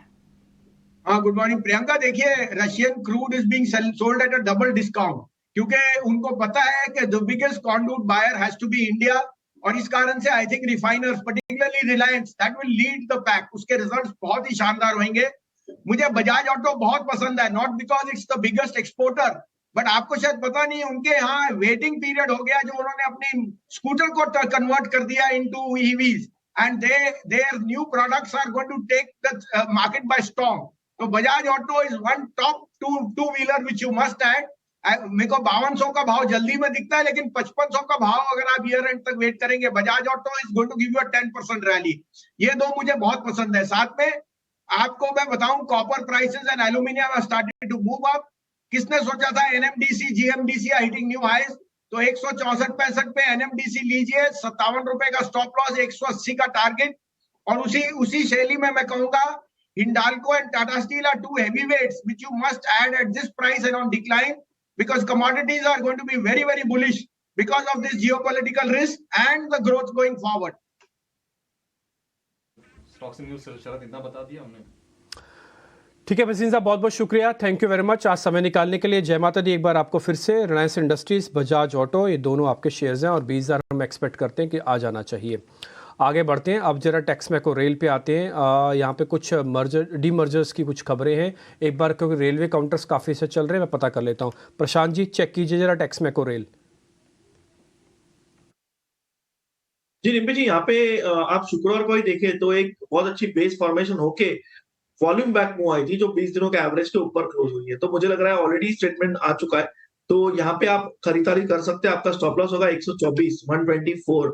जो टारगेट आप रख सकते हैं वो होगा 155, 155 का। मुझे लग रहा है ओवरऑल पैटर्न काफी स्ट्रांग है और हायर टाइम फ्रेम बहुत बुलिश है, तो बिल्कुल लोअर टाइम फ्रेम को पुल कर सकते हैं। तो जो मैंने टारगेट्स और स्टॉप लॉस दिए 125 और 155। 125 से 155 की रेंज ऊपर जाएगा, बाय कर लीजिए, स्टैंप लगा दी हमने। ग्रासिम इंडस्ट्रीज बोर्ड की बैठक है, पैसा रेज करना चाहते हैं, इससे पहले थोड़ा शेयर चल भी चुका है। सोनी एक बार जरा चेक करेंगे ग्रासिम के चार्ट, आपको इंटरेस्टिंग दिख रहे हैं क्या?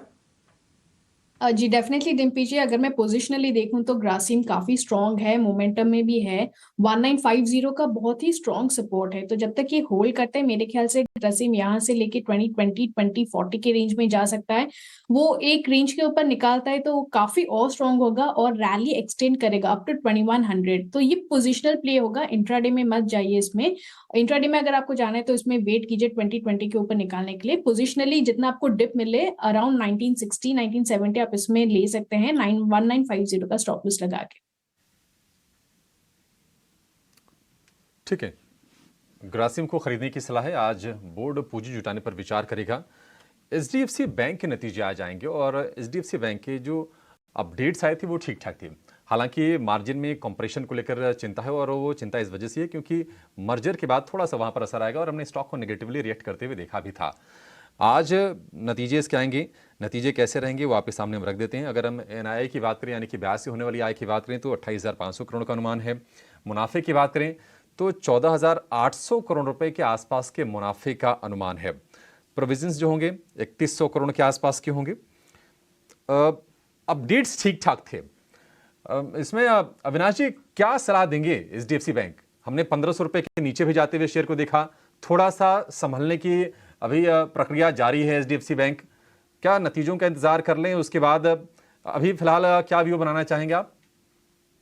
इनफैक्ट देखिए अभिषेक, रिजल्ट्स आने के बाद जो सबसे बड़ा नंबर एनालिस्ट देखेंगे, क्योंकि इस बार होपफुली कंसोलिडेटेड डेटा आएगा, तो प्रोविजनिंग कितनी होने वाली है। क्योंकि देखिए एचडीएफसी का जो बिजनेस है, इसमें माना जा रहा है कि 25-30 हजार करोड़ की प्रोविजनिंग आ सकती है।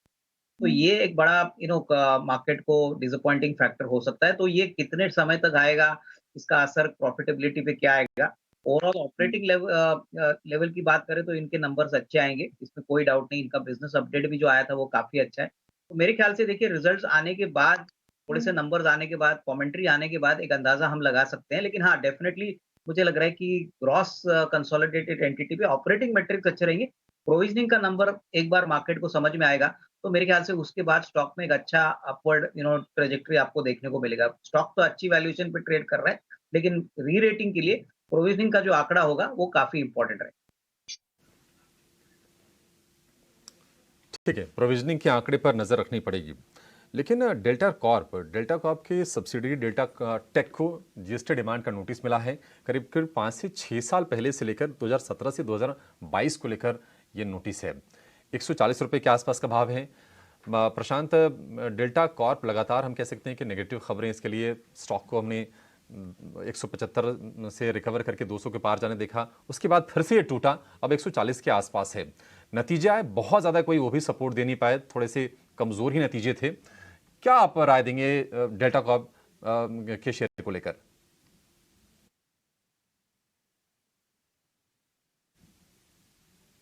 एक बेसिक रूल में हमेशा फॉलो एक बेसिक राय दूंगा, स्टे अवे। हर बार मैं यही कह रहा हूँ स्टॉक के बारे में, क्योंकि एक बेसिक रूल जो ट्रेडिंग में फॉलो किया जाता है वो ये है कि when in doubt stay out. तो यहाँ पे कोई क्लैरिटी नहीं है, हर बार एक नया बॉटम बनते जा रहा है। तो मेरे लिए बहुत क्लियर होगा कि मार्केट में काफी सारे अपॉर्चुनिटीज, काफी सारे ऑप्शंस है, तो कोई लगाव रखने की जरूरत नहीं है। मैं इस स्टॉक से बिल्कुल भी दूर रहूंगा जब तक कि स्टेबिलिटी ना आए। स्टेबिलिटी कब आएगी? जब ये 175-80 के ऊपर क्लोज हो, तो काफी वक्त है, तब तक बिल्कुल भी कोई रिकमेंडेशन नहीं देना चाहूंगा। ठीक है, आप डेल्टा कॉर्प को अभी अवॉइड करना चाहते हैं, ठीक है। वो न्यूज़ भी ऐसी थी कि अभी भी इसमें ट्रेडिंग की एक स्ट्रैटेजी बना पाना थोड़ा सा मुश्किल ज़रूर है। बढ़ेंगे आगे, लेकिन आज के पोर्टफोलियो में 2 स्टॉक्स कौन से होने चाहिए जो फंडामेंटल ट्रिगर्स जिनमें बहुत स्ट्रॉन्ग है? हमारा खास सेगमेंट मुनाफे का फंडा पंकज पांडे लेकर आए, आइए उनसे बात करते हैं।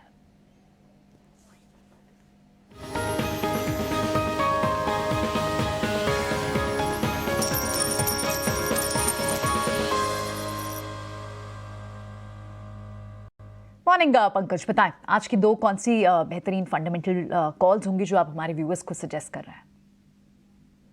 Hi, good morning, thanks for having me. तो मेरा जो पहला पिक होगा वो बिरला कॉर्पोरेशन होगा। यहाँ पे टारगेट प्राइस हमारा 1540 का है। देखिए मॉनसून खत्म हो चुका है, आगे जाके एक्सपेक्टेशन है कि आपकी जो कंस्ट्रक्शन एक्टिविटी है वो पिकअप करेगी एंड पूरा वैल्यू चेन चाहे वो सीमेंट कंपनी हो या infra company should benefit from that. Birla corporation अगर आप देखेंगे तो इसने करीब लास्ट ईयर 4 मिलियन टन का कैपेसिटी ऐड किया था, तो करीब 20 मिलियन टन का इनका कैपेसिटी हो गया। पिछले कुछ सालों में अगर आप या 2-3 सालों में देखेंगे तो प्रॉफिटेबिलिटी पे काफी बड़ा इम्पैक्ट आया था, because power and fuel cost वगैरह काफी ऊपर चले गए। तो आगे जाके जो उम्मीद है हमें ये है कि करीब 8% का इसका वॉल्यूम ग्रोथ होगा, बिकॉज ये नए कैपेसिटी का रैंप अप होगा एंड उसकी वजह से इनका जो टर्नओवर ग्रोथ होगा करीब 10% होगा। क्योंकि प्राइसिंग ग्रोथ आप ज्यादा ले नहीं सकते, अगर आप दालमिया के नंबर्स भी देखें तो ओवरऑल जो है प्राइसिंग डिक्लाइन है, प्लस बट अच्छी चीज ये है कि जो आपका पावर एंड फ्यूल कॉस्ट है वो नीचे जाएगा काफी सारे सीमेंट कंपनीज का, और इस कंपनी का भी हमें उम्मीद है कि आगे जाके नीचे जाएगा। उसकी वजह से जो इनका एबिटा पर टन है वो करीब आई थिंक करीब 490 रुपए हो गया था FY23 में, जो कि बढ़ के करीब 832 हो जाएगा एंड 25 में करीब 960 के आसपास पे, तो करीब एबिटा पर टन डबल होता हुआ नजर आता है हमें। एंड उसकी वजह से जो इसका एबिटा का जो इम्प्रूवमेंट होगा वो काफी सब्सटेंशियल होगा, 50% के अगर हम एबिटा का इम्प्रूवमेंट देख रहे हैं। प्रॉफिट अगर आप 2023 में देखिए तो करीब 40 करोड़ का हो गया था, जबकि ये यूजुअली कंपनी 500 करोड़ के आसपास में प्रॉफिट बनाती है। आई थिंक हमें ओवरऑल उम्मीद है कि करीब 536 का प्रॉफिट ये बनाएगी FY24 में एंड करीब 780-790 का प्रॉफिट बनाएगी ये FY25 में। एंड वैल्यूएशन के हिसाब से भी हमें ओवरऑल काफी अट्रैक्टिव लगती है, बिकॉज बड़ी सीमेंट कंपनी जो है वो काफी अच्छे वैल्यूएशन पे ट्रेड करती है। ये करीब 7.5 के ईवी बाय एबिटा पे ट्रेड करता है, इसको हमने 8.5 का मल्टीपल में देना चाहूंगा, तो उसकी वजह से हमें इसको लगता है कि एक कंपनी अच्छा करना चाहिए विद टारगेट प्राइस ऑफ 540। और जो दूसरा पिक है मेरा वो ऑटो एंसिलरी साइड में है, मयूर यूनिकोटर्स। यहाँ पे हमारा टारगेट प्राइस 700 रुपए का है। अगर पिछले 2016 से 2021 की बात करें तो देखिए इस कंपनी में कोई ग्रोथ नहीं थी, बट आगे जाके जो हमें लगता है कि इसकी सिचुएशन या इसका जो सिनेरियो है काफी बेटर होने वाला है। एक तो ये अगर आप कंपनी देखें तो करीब 50 से 60% जो इसका सेल है वो बेसिकली आर्टिफिशियल लेदर में आता है, इसको टेक्निकल टेक्सटाइल कैटेगरी में रखा जाता है एंड 20 से 30% इसका फुटवेयर सेगमेंट में आता है। आगे जाके जो हमें उम्मीद है कि इसका जो ग्लोबल प्लेयर्स को जो ये सप्लाई करता है, जिसमें मर्सिडीज बेंज और BMW आता है, जनरली इनको सप्लाई करने की साइकिल या अप्रूवल जो प्रोसेस होती है काफी टाइम लेती है एंड वो सब अप्रूवल आने के बाद में हमें लगता है कि जो इसका एक्सपोर्ट का ग्रोथ है वो काफी बेटर निकल के आएगा। तो करीब 160 करोड़ का इनका एक्सपोर्ट था, जो कि हमें उम्मीद है कि करीब 600 करोड़ तक आगे जाके चला जाएगा अगले 2 सालों में। एंड एक्सपोर्ट सेगमेंट में मार्जिन प्रोफाइल भी काफी बेटर होती है। तो ओवरऑल हमें उम्मीद है कि इसकी वजह से इसका जो टर्नओवर ग्रोथ है वो करीब 17.5% का होगा, बॉटम लाइन ग्रोथ करीब 21% का होगा एंड कंपनी डेट फ्री है। So that way I think कोई बैलेंस शीट साइड में इशू नहीं है, return ratios ideally should improve and इसकी वजह से हमें लगता है कि इसको 20 का मल्टीपल मिलना चाहिए with a target price of 700। तो आपको इसमें पीई मल्टीपल आपको एटलीस्ट 20 का दिखता है, अच्छी वैल्यूएशन मयूर यूनिकोटर्स में दिखती है, और इसके अलावा आपने बिरला कॉर्प सीमेंट स्पेस से एक स्मॉल कैप कंपनी ली है। ठीक है, बहुत बहुत शुक्रिया पंकज, आज ये दोनों कॉल्स और इनके पीछे के रैशनल हमारे व्यूअर्स को समझाने के लिए बहुत बहुत शुक्रिया आपका। सीमेंट से ही एक और कंपनी को डिस्कस करते हैं, जिसमें सीमेंट एक कोशंट है, लेकिन कंपनी के दूसरे बिजनेसेस भी हैं और अब वो अपने एक अपकमिंग बिजनेस के लिए फंड रेजिंग भी करना चाहते हैं। हम बात करें ग्रासिम इंडस्ट्रीज की, और एक बार अविनाश के साथ ये स्टॉक डिस्कस करते हैं, लेकिन उससे पहले एक बार शिवानी को भी वेलकम कर देते हैं। शिवानी मॉर्निंग का बहुत बहुत स्वागत है आपका, आपके पास फट लौटते हैं। एक बार अविनाश से स्टॉक पर पर्टिकुलरली उनका एक नजरिया समझ लें। अविनाश, क्योंकि ग्रासिम पर थोड़ा डेट तो ऑफ कोर्स उन्होंने एक अच्छा खासा कैपेक्स आउटले किया है अपने पेंट बिजनेस को लेकर अब अग्रेसिव, क्योंकि कुछ समय पहले आपको याद होगा जब ये बात हुई थी कि ग्रासिम भी पेंट बिजनेस में उतरेगा, तो उस वक्त बातें बहुत सी थी कि अभी बहुत बड़े डोमिनेंट प्लेयर्स जो हैं उनके सामने और लंबा समय है, लेकिन अब तो समय दिख रहा है कि जहां पर कंपनी अपने अग्रेसिवली प्लान्स लेआउट कर रही है, अपने डेट को लेकर कहीं ना कहीं अब उनको फंड इन्फ्यूज करने के लिए प्लान्स ले आ रही है और क्लियरली कह रही है कि वो नंबर 2 प्लेयर बनना चाहते हैं मार्केट पेंट बिजनेस में। और हम देख रहे हैं ग्रासिम इस न्यूज से पहले ही, क्योंकि आज बोर्ड मीटिंग है, लेकिन उससे पहले थोड़ी मूव इसमें आ भी चुकी है। लेकिन अगर ये डेट फ्री हो जाते हैं, लगभग इनका Q1 FY24 में लगभग 3500 करोड़ का डेट था, और वो FY26 और जम्पशन जो उन्होंने एक प्रोजेक्शन बनाया है वो लगभग 8,000 से 10,000 करोड़ है, और इतना ही वो फंड इन्फ्यूज करने की बात भी कर रहे हैं। तो आप किस वैल्यूएशन पे ग्रासिम को देखते हैं? चुकी है। और अगर हम सारे इनके इनिशिएटिव देखें तो पेंट बिजनेस में इन्होंने करीबन 10,000 करोड़ की इन्वेस्टमेंट की बात की है। मुझे लग रहा है कि देखिए थोड़ा सा फ्यूचर का जो कैपेक्स का ग्रोथ है उसके लिए उनको पैसे की जरूरत लगेगी। लेकिन सारे बिजनेसेस जो वो कंट्रोल करते हैं काफी ग्लोबल स्केल के ऑपरेशंस है। मेरे ख्याल से देखिए इस लेवल से भी अगर कोई लंबी अवधि के लिए खरीदता है तो मेरे ख्याल से सीमेंट में इनके पास जो सबसे बड़ी होल्डिंग है वो अल्ट्राटेक की है। हालांकि इनके पास आइडिया का भी शेयर होल्डिंग है, बट सबसे बड़ी बात क्या है कि अल्ट्राटेक जैसे बड़ी सीमेंट कंपनी में ये बहुत बड़ा स्टेक होल्ड करते हैं। और जिस प्रकार से मेरे ख्याल से अभी पेंट के बिजनेस में वो उतर रहे हैं, लग तो रहा है कि अगले 1.5-2 साल में काफी अच्छा मार्केट शेयर वो कंट्रोल करेंगे। तो मेरे ख्याल से किस प्राइस पे ये इशू करेंगे, किस प्रकार से डाइल्यूशन करेंगे ये देखना पड़ेगा। But overall medium to long term prospects Priyanka काफी अच्छे हैं। मेरे ख्याल से अगर आज मार्केट थोड़ा शुरुआती सत्र में अगर थोड़ा सा वीक खुलता है और आपको ग्रासिम थोड़ा सा निचले लेवल पे मिलता है तो खरीदने का मौका समझना चाहिए। ये एक पोर्टफोलियो स्टॉक है और अच्छी खासी कमाई आपको अगले 12-15 महीने में मिलने की पॉसिबिलिटी जरूर रहेगी। टेक्निकल फंडा दोनों व्यूज़ आपको मिल गए ग्रासिम पे, दोनों ने बकायदा बाय की रिकमेंडेशंस आपको दी है। आगे बढ़ते हैं, एक्शन स्टॉक्स के लिए पूजा हमारे साथ कनेक्ट हो चुकी हैं। पूजा जल्दी से बता दीजिए एक्शन स्टॉक्स। बिल्कुल, तो सबसे पहले शुरुआत करते हैं टेक्समैको रेल से। यहाँ पर काफ़ी स्ट्रॉन्ग नतीजे देखने को मिले हैं। कंपनी के आय में 66% की ग्रोथ और मुनाफे में करीब 60% की ग्रोथ कंपनी ने दर्ज की है। इसके अलावा सोम डिस्टिलरीज के नंबर्स भी काफ़ी स्ट्रॉन्ग आए हैं। आय में करीब 70% की ग्रोथ और मुनाफे में 80% की ग्रोथ कंपनी ने दर्ज की। गति के नंबर्स की बात करें तो यहाँ पर कंपनी ने अपने Q2 के अपडेट जारी किए हैं, जिसमें कि काफ़ी मजबूत प्री फेस्टिव ऑर्डर देखने को मिले हैं। करीब 18% की सालाना ग्रोथ कंपनी ने दर्ज की है। इसके अलावा अदानी ग्रीन ने भी अपनी पहली छमाही के जो अपडेट है वो जारी किए हैं और ऑपरेशनल कैपेसिटी में करीब 24% की ग्रोथ कंपनी ने दर्ज की और इसके अलावा $3 बिलियन भी कंपनी के निवेश करने की योजना है। और आखिर में बात करते हैं प्रेस्टीज एस्टेट की। यहाँ पर भी नजर रखिए, काफ़ी स्ट्रॉन्ग कमेंट्री आ रही है मैनेजमेंट की तरफ से। उनका कहना है कि सेल्स बुकिंग में सालाना आधार पर 55% की ग्रोथ की वो उम्मीद कर रहे हैं। तो ये कुछ स्ट्रॉन्ग अपडेट्स आ रहे हैं जिसके चलते ये तमाम स्टॉक्स आज फोकस में रहेंगे। ठीक है, ये एक्शन स्टॉक्स हैं। ये बार बार हम आपको इसलिए रिपीट करके बताते हैं ताकि एक बार अगर आप भूल गए हो या शो में थोड़ा लेट जुड़े हो तो ये एक्शन स्टॉक्स कम से कम आपको बाद में लास्ट में फाइन ट्यून हो जाएं। आगे बढ़ते हैं, खुश बोरा और शिवांगी सारदा, दो गेस्ट मेरे साथ जुड़ चुके हैं। शिवांगी, शुक्रिया समय देने के लिए, नवरात्रों की शुभकामनाएं। आप अपने जरा ट्रेडिंग कॉल्स बताएंगे?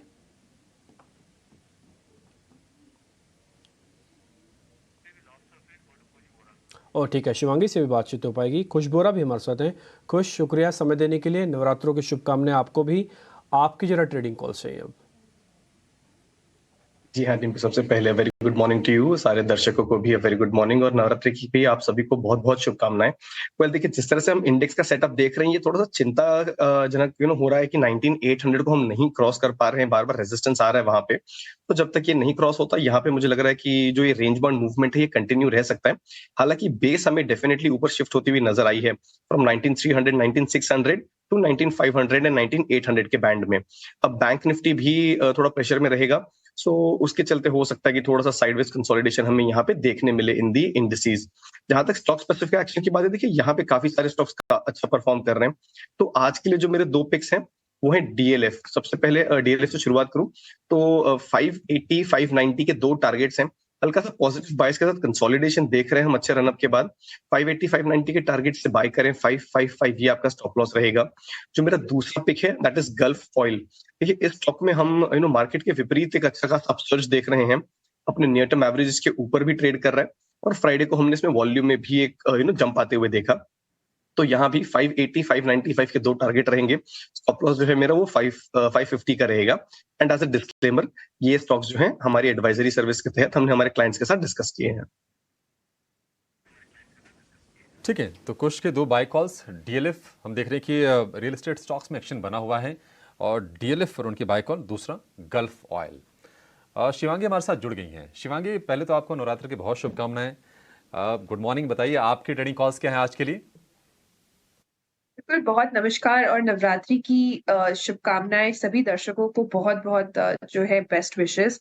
हम देख रहे हैं कि बाजार जो है सपोर्ट पे बाइंग काफी स्ट्रांगली नजर आ रही है यहाँ पे। तो इस ऐसे मार्केट्स में स्टॉक स्पेसिफिक एक्शन जो है वो काफी बरकरार रहने की संभावना रहेगी। तो पहला पिक मेरा यहाँ पे है भारती एयरटेल पे। स्टॉक जो है वीकली पे ब्रेकआउट दिया है इसने एक काफी एक रेंज से, एंड जो अपने एक प्रीवियस हर्डल था उसको भी सरपास कर रहा है। पूरे एक सेक्टर का भी उसको टेलविंड मिलते हुए दिख रहा है। तो यहाँ पे भारतीय एयरटेल पे खरीदारी की सलाह रहेगी। 1000 के टारगेट्स बनते हुए दिख रहे हैं 933 के एक स्टॉप लॉस के साथ। दूसरा पिक मेरा रहेगा टीवीएस मोटर पे। ऑटो स्टॉक्स काफी शानदार मूव दिखा रहे हैं और पूरा ये जो एक काउंटर है टीवीएस मोटर, ये पूरे रैली में एक आउट परफॉर्मर रहा है। कंटिन्यूसली पिछले 9 महीनों से हायर हाइज बनाते जा रहा है, जो क्लियरली एक बता रहा है कि सपोर्ट्स जो है वो हायर जोन्स की तरफ शिफ्ट हो रहे हैं। हाल ही में वीकली में इसने एक ब्रेकआउट दिया है और डेली में काफी स्ट्रॉन्ग कैंडल फॉर्मेशन भी हुआ है। तो यहाँ पे खरीदारी की सलाह रहेगी। जो टारगेट है वो 1670 के बनते हुए दिख रहे हैं। 1600 का प्राइस चल रहा है अभी 1565 के एक स्टॉप लॉस के साथ।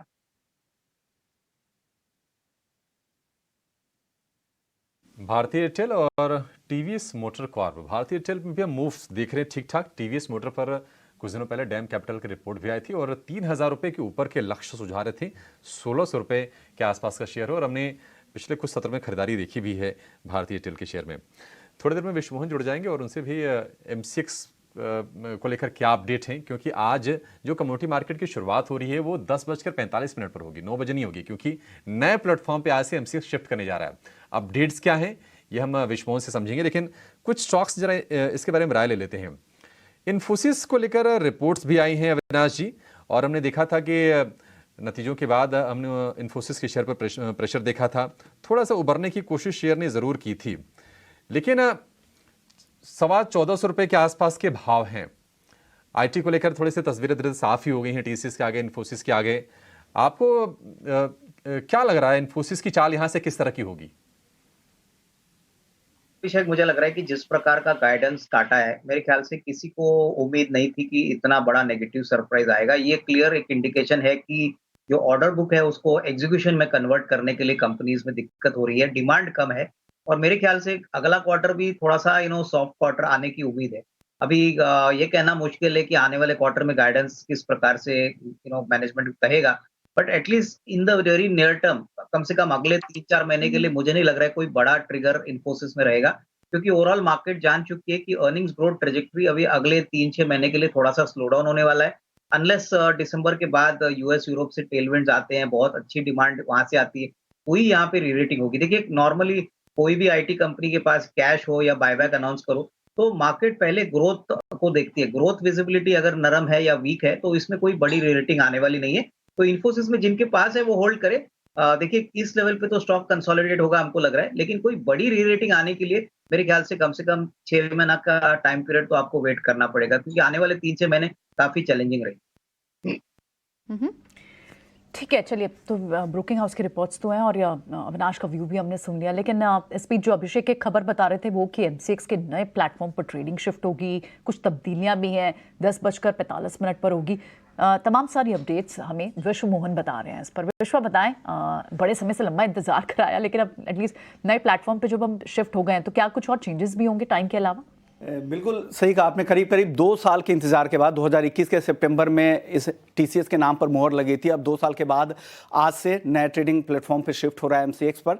और उन लोगों ने एक्चुअली जो मॉक ट्रेडिंग हुई थी तो बहुत दिक्कतें तो ऐसी कुछ नहीं थी। मैंने कुछ ब्रोकरेज हाउसेस से भी बात की, उन्होंने कहा कि 19-20 का फर्क है, लेकिन जब तक हम लाइव नहीं जाएंगे तब तक पता नहीं चलेगा। तो इन्होंने ट्रेडिंग समय को 9 बजे की बजाय आज के लिए सिर्फ 10:45 पर ट्रेडिंग शुरू होगी।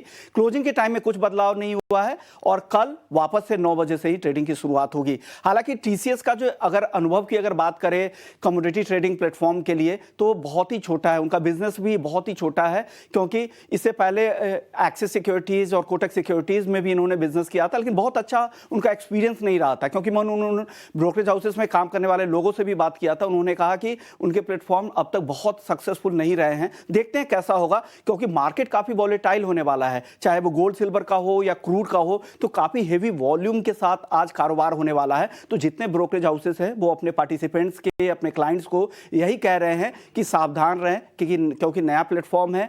दूसरे प्लेटफॉर्म BSE NSE पे भले ही गोल्ड सिल्वर की और क्रूड की ट्रेडिंग जरूर हो रही है NSE पर भी, लेकिन वो वॉल्यूम नहीं है, लिक्विडिटी नहीं है, तो MCX पर ही लोग ट्रेड करते हैं। तो ऐसे में आपको सावधान रहने की जरूरत है, क्योंकि वॉल्यूम काफी बड़े स्केल पे हो गई। तो देखते हैं किस तरह से शुरुआत होती है। बड़ा दिन है, किसी भी एक्सचेंज के लिए ब्रेड बटर होता है ये सॉफ्टवेयर ट्रेडिंग प्लेटफॉर्म आपके लिए। देखते हैं शुरुआत अच्छी हो, यही उम्मीद करते हैं हम। चलिए, बहुत बहुत शुक्रिया। तो बड़े वॉल्यूम्स आएंगे और इसी एंटिसिपेशन में हमने देखा कि स्टॉक अच्छा खासा चल भी चुका है और अब भी मोमेंटम इसमें बनी हुई है।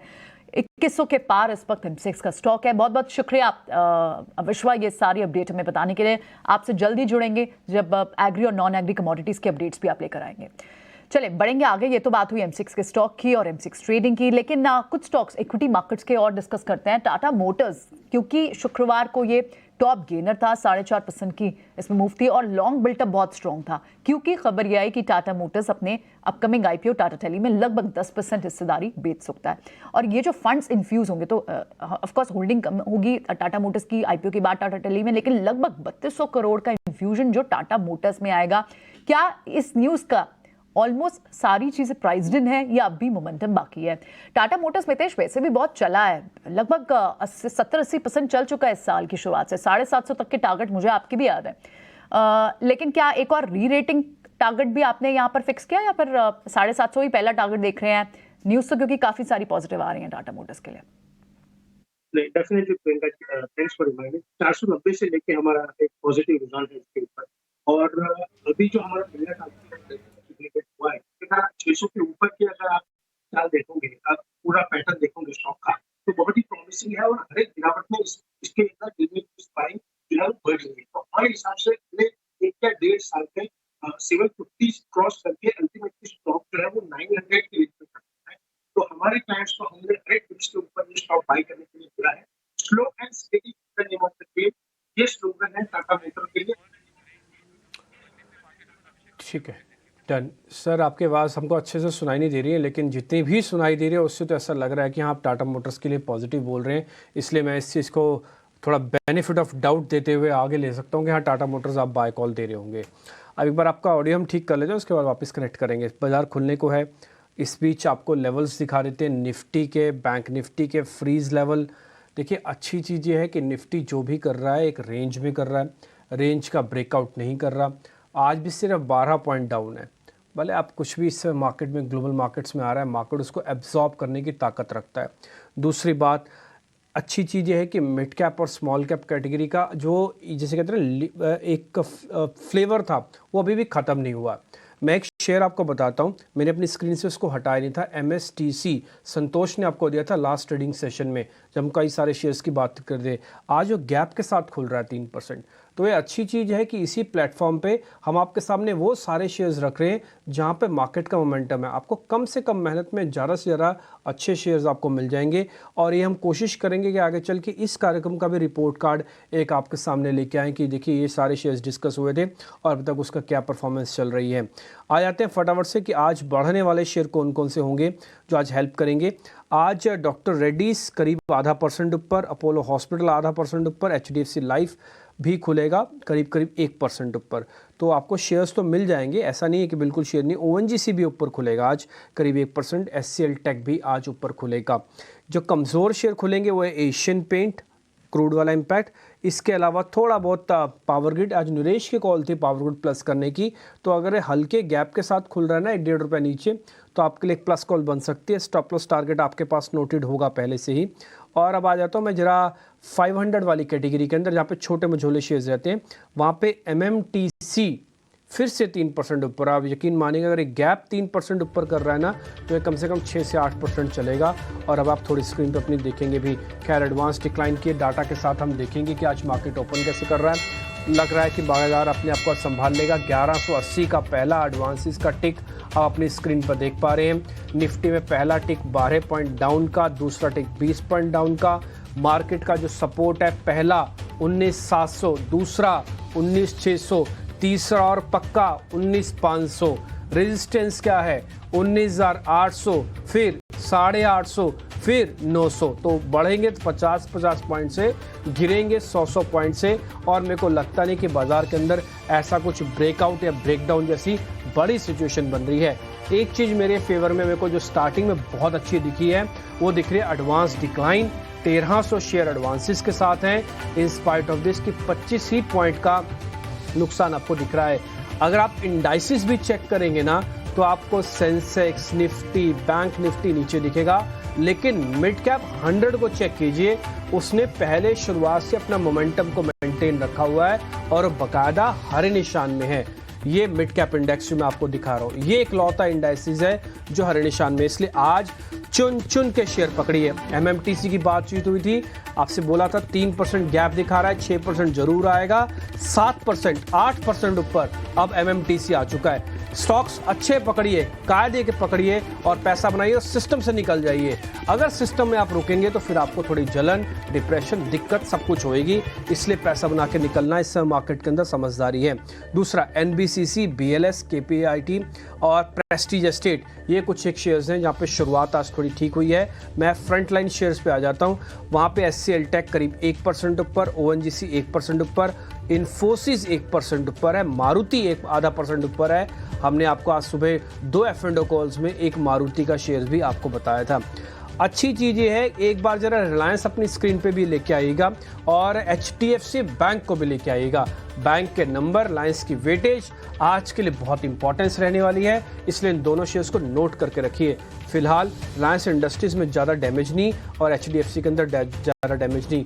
हीट मैप आपकी स्क्रीन पर, फिर मेहमान ट्रेडिंग कॉल्स के लिए तैयार हो रहे हैं, उनको भी मौका मिल गया, 1-1.5 मिनट का उन्होंने शेयर्स चेक कर लिए होंगे, लेकिन हीट मैप एक बार चेक कर लेते हैं। इन्फोसिस, ओएनजीसी, मारुति सुजुकी और एचसीएल टेक, इन चारों शेयरों को देख के लग रहा होगा कि अक्रॉस द बोर्ड आपको थोड़ी थोड़ी करके बाइंग दिख रही है, कांटे की टक्कर चल रही है। मेरा ऐसा मानना है कि शायद हो सकता है बाजार अपने सपोर्ट को बचा के ऊपर आने के लिए अटेम्प्ट ज़्यादा ले, लेकिन बड़े ब्रेकआउट के चांसेस अभी तो नहीं लगते हैं। अब हम जरा आगे बढ़ रहे हैं और मेहमानों से ट्रेडिंग कॉल्स लेना शुरू कर रहे हैं।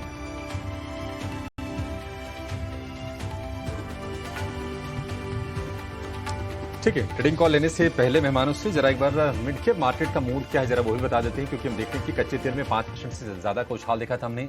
$91 के ऊपर का ब्रेंट क्रूड हो गया है, तो क्रूड के इम्पैक्ट वाले जो भी सेगमेंट्स हैं, जो भी शेयर्स हैं, आज वहां पर आपको प्रेशर दिखेगा। एशियन पेंट्स, बीपीसीएल में कमजोरी आई है, एचपीसीएल पर हम दबाव देख रहे हैं। पेंट्स में देखें तो बर्जर पेंट का भी शेयर आज आपको दबाव के साथ कारोबार करता हुआ दिखेगा, लेकिन डेल्टा कॉर्प जिससे डिमांड के नोटिस वाली हमने आपको खबर बताई थी, शेयर में करीब करीब 7.5% की भारी भरकम गिरावट पर शुरुआत हुई है। अगर हम एमसीएक्स की बात करें, आज से नए ट्रेडिंग प्लेटफॉर्म पर शिफ्ट कर रहे हैं, हालांकि शेयर रिबाउंड करके 2100 रुपए के आसपास आ ही गया है। 2%, 2.5% के आसपास की तेजी आज भी है। डालमिया भारत नंबर इसके ठीक ठाक थे और हम देख रहे हैं कि 1.5% के आसपास की तेजी डालमिया भारत के शेयर में है। केबल और वायर सेगमेंट की अगर बात करें तो पॉलीकैब, हालांकि कहीं ना कहीं क्रूड का इंपैक्ट इन पर भी होता है, लेकिन आज फिर भी ये नोटिस करने वाली चीज़ है कि 1.5% के आसपास के मूव्स हम पॉलीकैब के शेयर में देख रहे हैं। इसके अलावा टैक्स मैक्रोल, जिसके कि नंबर्स अच्छे आए थे, नतीजे अच्छे आए थे, 7% के 8% के उछाल पर टैक्स मैको रेल में शुरुआत हुई है। और बाकी जो डिम्पी हाईलाइट करके आप बता रहे थे कि एमएमटीसी, एमएसटीसी जैसे शेयर भी आज के सत्र में ठीक ठाक मूव्स दिखाई दे रहे हैं। 5 से 7% के आसपास की तेजी इन दोनों शेयरों में दिख रही है। अब प्रियंका के पास चलेंगे और प्रियंका फटाफट आपके लिए लेकर आएंगी ओपनिंग ट्रेड्स। चलिए ठीक है, बिल्कुल। तो आपको स्टॉक सारे फ्रंटलाइनर और मिड कैप के मिल गए। अब क्विकली एक एक करके कॉल समझते हैं। पहले शिवांगी से चलिए शुरुआत करते हैं। शिवांगी, आपका ओपनिंग ट्रेड क्या होगा? जी बिल्कुल, ओपनिंग ट्रेड में टीवीएस मोटर का जो जिक्र हुआ था वो बरकरार रहेगा। स्टॉक काफी पॉजिटिव लग रहा है और ओपनिंग भी है, यहाँ पे फॉलो अप बाइंग देखने को मिल रही है, तो यहाँ पे मेरा राय रहेगा कि वही इंटैक्ट रहेगी टीवीएस मोटर पे कॉल। टारगेट्स जो है वो 1670 के है और 1565 के एक स्टॉप लॉस लगा दे। टीवीएस मोटर ऑलरेडी 1600 के ऊपर आ चुका है और यहाँ से और तेजी बनती हुई दिखाई देती है शिवांगी को आज के ट्रेड में। कुछ आपका होगा क्या आज का ओपनिंग ट्रेड? तो यहाँ पे देखिए, न्यूजेन सॉफ्टवेयर टेक जो है ये शेयर अच्छा खासा चल रहा है, आज अपने रेजिस्टेंस लेवल्स के ऊपर है। तो न्यूजेन सॉफ्टवेयर टेक ये एक शेयर है जो मेरे रेडार पे रहेगा। यहाँ पे मैं स्टॉप लॉस जो है 915 का लेके चलूंगा। मेरा पहला टारगेट यहाँ पे 960 और दूसरा जो है ये 990 का रहेगा। सो न्यूजेन सॉफ्टवेयर को अपने रेडार पे रखें। सोनी, आप कहाँ नजर रख रही हैं? ये मेरा ओपनिंग ट्रेड रहेगा पॉलीकैब में, बाय कर सकते हैं करंट लेवल्स 5330 का स्टॉप लॉस लगा सकते हैं, ऊपर का टारगेट रहेगा 5520। ओके ठीक है, मितेश आपका trade? Aditya Birla fashion and retail ABFRL में मेरे हिसाब से 222 के ऊपर एक स्ट्रॉन्ग ब्रेकआउट 15 मिनट और आधे घंटे के चार्ट के हिसाब से कंफर्म हुआ है, तो मेरे हिसाब से 223 के ऊपर खरीदना चाहिए ABFRL को। 220 का स्टॉप लॉस, आज के इंट्राडे के लिए 228 232 के दो टारगेट्स। एक मेक माई ट्रिप को ऊपर लेके आइए, करीब 2.5 करोड़ शेयर की ब्लॉक लगी है। ये मैं अभी हमारे रिसर्च आपको परसेंटेज में कैलकुलेट करके बता देगी। 2.5 crore share is my trip के अंदर, ये काफ़ी इम्पॉर्टेंट एक खबर है। 2.5 करोड़ शेयर का हाथ बदला शुरुआत में हो जाए, प्राइस एक्शन में अगर आप देखें तो कुछ खास बड़ा मूवमेंट नहीं, 1 से 2% है। ठीक है, बस चेक करवा लेते हैं। एक काम करेंगे आप सोनी, आप इसको ज़रा चेक करेंगे इस ट्रिप को। 41-42 रुपये की कंपनी है, 2.5 करोड़ शेयरों का हाथ बदला हुआ है।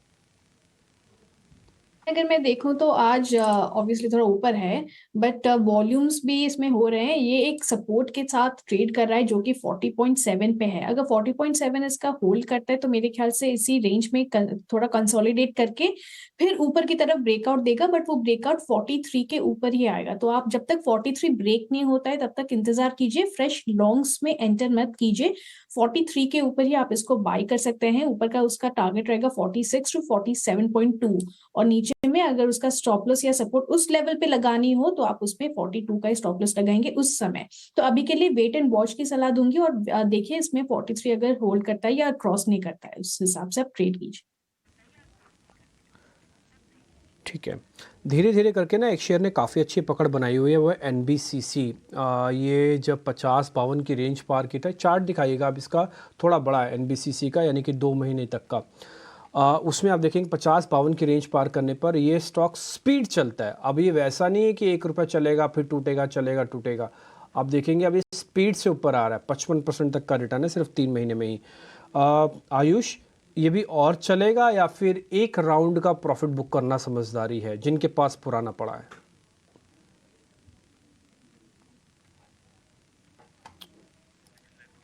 ओह ठीक है, खुश, एक बार आप चेक करेंगे NBCC, एक राउंड की प्रॉफिट बुक कर लें या फिर बने रहे इसमें, अभी और चलेगा? तो टिप्पी मेरी सलाह रहेगी कि आप इसको, जैसे हम टिपिकली सजेस्ट करते हैं, मोमेंटम स्टॉक्स को आप ट्रेलिंग स्टॉप लॉस के साथ राइड करके देखें। अब देखिए ये स्टॉक का अगर मैं करंट लेवल देखूं तो ये लेवल जो है 67 का, ये लास्ट देखा गया था 2019 में। तो मल्टी ईयर हाईस पे ये स्टॉक चल रहा है, मोमेंटम है। आप देखिए तो वॉल्यूम में भी स्पाइक देखने मिल रहा है आपको अक्रॉस मेनी डेज। तो मेरे हिसाब से यहाँ पे आप बिल्कुल मोमेंटम को जो है राइड करके चलें। अब मोमेंटम इंडिकेटर पे इतने अच्छे रनअप के बाद भी कोई ओवर हीटिंग के संकेत नहीं है। सो मेरी सलाह रहेगी कि यहाँ पे आप स्टॉप लॉस लेके चलें।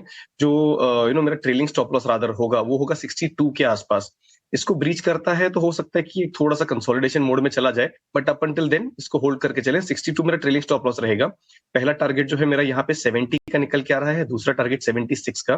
तो बिल्कुल इसको राइड करके चलें, प्रॉफिट बुक करने की जल्दबाजी ना करें।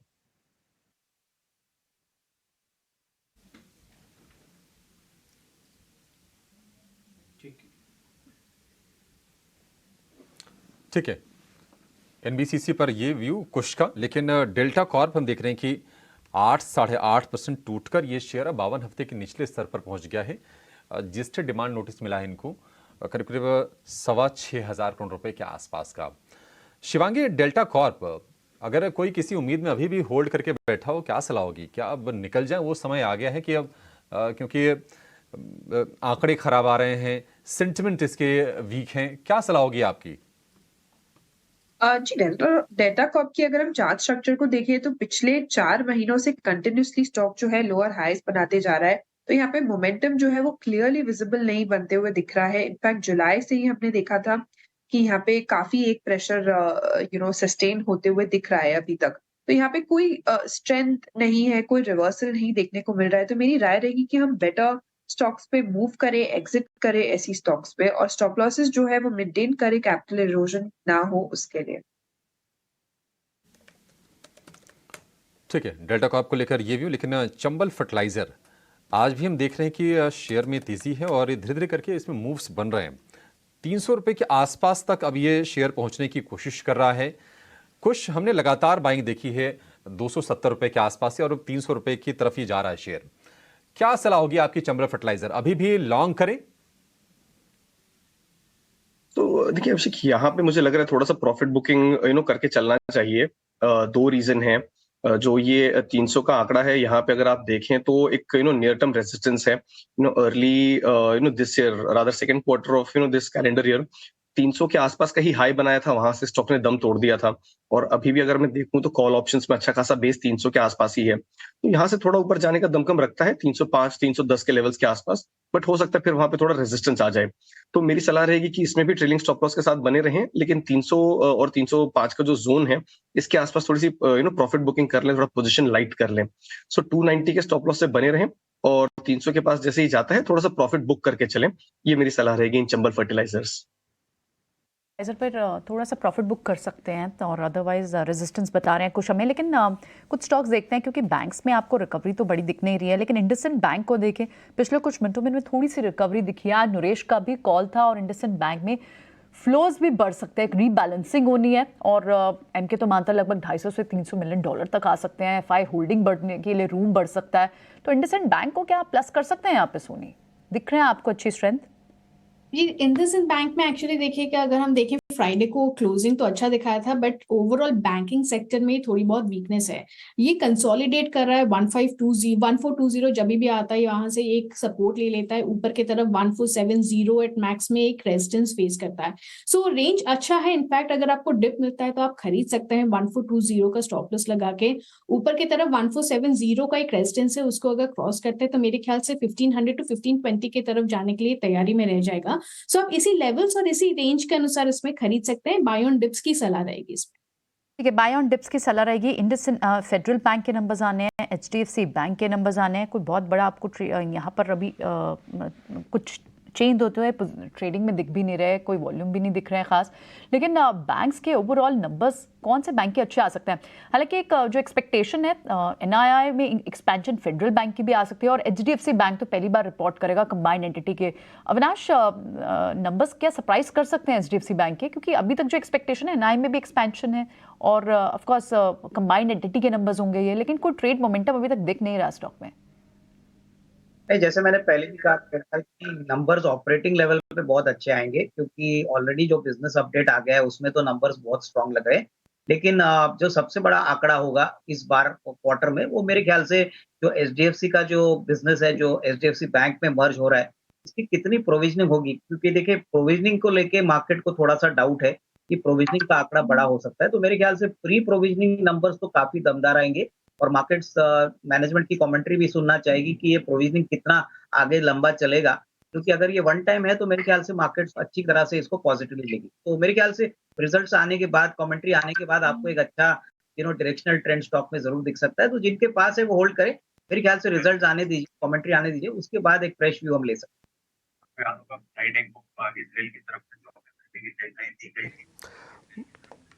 मार्केट के अंदर इस समय आपको मोमेंटम को चेस करना चाहिए, जैसे हम शुरुआत में भी कह रहे हैं। एक बार मैं वापस से आपको इंडाइसिस दिखाता हूं, फिर आपको दो शेयर दिखाऊंगा। मैं क्यों कह रहा हूं कि इंडाइसिस से निकल के आप मोमेंटम को चेस कीजिए और इसको पकड़िए। आप देखेंगे मार्केट के अंदर 34 पॉइंट का नुकसान है। कितने पॉइंट के साथ ओपनिंग की थी हमने? करीब 12 पॉइंट का पहला टिका आया था, फिर 20-22 पॉइंट की एवरेज हो गई थी। तो आप इंडाइसिस में 19,000 का इंडेक्स है बॉस, ये तो 190 पॉइंट भी नहीं हिल रहा। तो आप इसमें से ना कमा नहीं पाएंगे अच्छे से। हाँ, ये आपके लिए एक चेक एंड बैलेंस वाला है।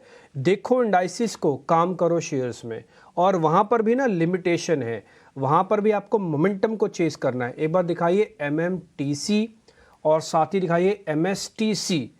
एमएसटीसी संतोष ने दी थे फ्राइडे को कॉल, मैंने आपको शुरुआत में उसका 3% दिखाया था। एमएमटीसी थोड़ी देर पहले खुला था 3%, मैंने कहा था कि 6 से 8% जाएगा। एमएमटीसी और एमएसटीसी के अंदर क्या ना मोमेंटम अच्छा है। आपको क्या करेगा ना, वेट नहीं करवाएगा, आओ सौदा पंच करो, निकल जाओ 10 मिनट के अंदर ही। लेकिन ध्यान इस चीज़ का रखना है कि अगर सौदा हाथ में आ गया तो फिर ट्रेल भी लेते चलना है। मान लीजिए मैंने एक एग्जांपल के लिए मैं एमएसटीसी का बताता हूँ, ये 8% ऊपर है। आप इसका ओपनिंग का प्राइस चेक कर लीजिए, 456-57, चलो 60 ले लिया आपने, 62 पे, बहुत 70 पे पकड़ा है, 75 पे पकड़ा, 80 पे पकड़ा है, 90 पे पकड़ा है, तब भी 2 रुपये बुक तो मिलो। ₹2 लेके बाहर निकल जाओ सिस्टम से। MMTC के अंदर 75 रुपये पकड़ा है, ₹6 चला है, 78 रुपये पकड़ा है, ₹2 बुक करो, बाहर निकल जाओ। इस समय मार्केट के अंदर ना अच्छे शेयर्स को और बुरे शेयर्स में एक ही चीज़ का फ़र्क चल रहा है, वो है मोमेंटम। अच्छे शेयर्स का मोमेंटम नहीं है, मैं नहीं कह रहा कि बुरे शेयर्स में है, लेकिन जहाँ है वो तो आपको बोलना ही पड़ेगा, वो तो मार्केट आपको दिखा ही रहा है बहुत सामने सामने। एक शेयर मैं आपको और दिखाना चाहता हूँ, आज शुगर स्टॉक्स के अंदर भी एक्शन है वापस से। ये फेस्टिवल वाला सीज़न है, शुगर के लिए बस बन के आता है। आप द्वारकेश, बलरामपुर चीनी शुरुआत में अगर आप कुछ शेयर्स देखेंगे तो इनमें आज परसेंटेज में अच्छा काम हो रहा है। एक काम करते हैं, एक बार जरा सोनी से पता करते हैं, सोनी कोई शुगर स्टॉक आपकी लिस्ट में है क्या? चेक कर लो, अगर आपको टाइम चाहिए ना तो आप पास कर देना। जी देखिए, शुगर में एफएनओ काउंटर में अगर मैं देखूं तो बलराम चीनी एक ऐसा स्टॉक है जो काफी टाइम से कंसोलिडेट कर रहा है। अच्छे कंसोलिडेशन रेंज में ही है वो, ऑलमोस्ट 410 420 का एक नीचे का एक सपोर्ट बैंड है। ऊपर की तरफ अगर हम देखें तो 435 के आसपास उसको हमेशा एक रेजिस्टेंस फेस होता है। सो मोमेंट वो 435, या तो हम थोड़ा और लीवरेज ले लेते हैं 440, अगर 440 के ऊपर अच्छा खासा सस्टेन करता है तो मेरे ख्याल से बलराम चीनी आउट परफॉर्म कर सकता है सारे अपने पीयर्स को। एंड इसका लक्ष्य रहेगा वो ऊपर की तरफ 480 to 500 रेंज पे रहेगा। सो काफी पोजीशंस भी बन रहे हैं इसमें। इनफैक्ट आज भी अगर हम देखें तो लॉन्ग बिल्ट पोजीशन की तरफ ये थोड़ा बहुत वेटेज ले रहा है। सो ये एक स्टॉक है जो कंसोलिडेशन कर रहा है एंड काफी चांसेस है इसके कंसोलिडेशन से बाहर निकलने के लिए। तो आप इंतजार कीजिए, वो रेजिस्टेंस को ब्रेक करने दीजिए, फिर आप इसमें डेफिनेटली एंटर कीजिए और काफी आउट परफॉर्म करेगा stock other peers. And targets मैंने आपको मेंशन कर दिए हैं, स्टॉप लॉस के अनुसार इसको आप ट्रेड कर सकते हैं। एक और शेयर है BGR एनर्जी। एक बार अगर आप उस शेयर को स्क्रीन पे देख के आ पाएँ तो ₹83 के आसपास का एक गैप हुआ है, वॉल्यूम पिछले 3-4 दिन से चल रहा है। इस शेयर पे भी थोड़ा नोटिस कीजिएगा, मैं ये नहीं कह रहा कि चल जाएगा एकदम से, बट हाँ ये नोटिसेबल शेयर ज़रूर है। एक काम करते हैं, प्रशांत जी से पता कर लेते हैं। प्रशांत जी, ये BGR तो हमने ढूंढा है, अगर आपको ये शेयर अच्छा नहीं लग रहा ना तो आप इसको गिरा दीजिएगा और अपने शेयर जो आपका ओपनिंग ट्रेड है वो बता दीजिएगा। जी थोड़े इमोशनल गैप अप्स है तो मैं अवॉइड करना चाहूंगा, बट एक स्टॉक जहाँ पे मुझे काफी कन्विक्शन लग रहा है वो होगा HUL, हिंदुस्तान यूनिलीवर। मुझे लग रहा है यहाँ पे डेफिनेटली बाइंग की जा सकती है। ओवरऑल सेक्टोरल स्ट्रेंथ है और मुझे लग रहा है ये FMCG पैक को लीड कर सकता है। करीबन 2565 के जस्ट ऊपर ट्रेड कर रहा है। आपका स्टॉप लॉस होगा 2530, 2530, और यहाँ से जो टारगेट आपको देखने चाहिए होने चाहिए 2630 2640 तक। ओवरऑल ये काउंटर जब 2590 क्रॉस कर देगा, मुझे लग रहा है इसमें बहुत ज्यादा स्ट्रेंथ आएगी। वॉल्यूम्स इंक्रीजिंग ट्रेंड में है जो कि एक बहुत पॉजिटिव साइड है। ठीक है, HUL को लेकर ये व्यू। आज हम देख रहे हैं कि कंजम्पशन वाले जो शेयर है वहाँ पर कमजोरी है, नेस्ले में भी कमजोरी है, एशियन पेंट्स में भी थोड़ी सी दिक्कत है और एशियन पेंट्स में तो क्रूड वाला भी फैक्टर है। लेकिन टाटा मोटर्स आज हम फिर से तेजी देख रहे हैं और टाटा मोटर्स का भाव हो गया 675 रुपये का। 1% की तेजी आज है। शुक्रवार को पूरे दमखम के साथ ये शेयर चला था और अब ये 5 सत्र की लगातार तेजी हो गई है टाटा मोटर्स के शेयर में। और दरअसल खबर यह थी कि जो IPO आने वाली है इनकी होल्डिंग वाली जो कंपनी है टाटा टेक्नोलॉजीज, उसमें 16,300 करोड़ रुपए के वैल्यूएशन पर करीब करीब 10% हिस्सेदारी ये बेचने जा रही हैं TPG को। उसके चलते देख रहे हैं कि शेयर में आज भी तेजी है। 675।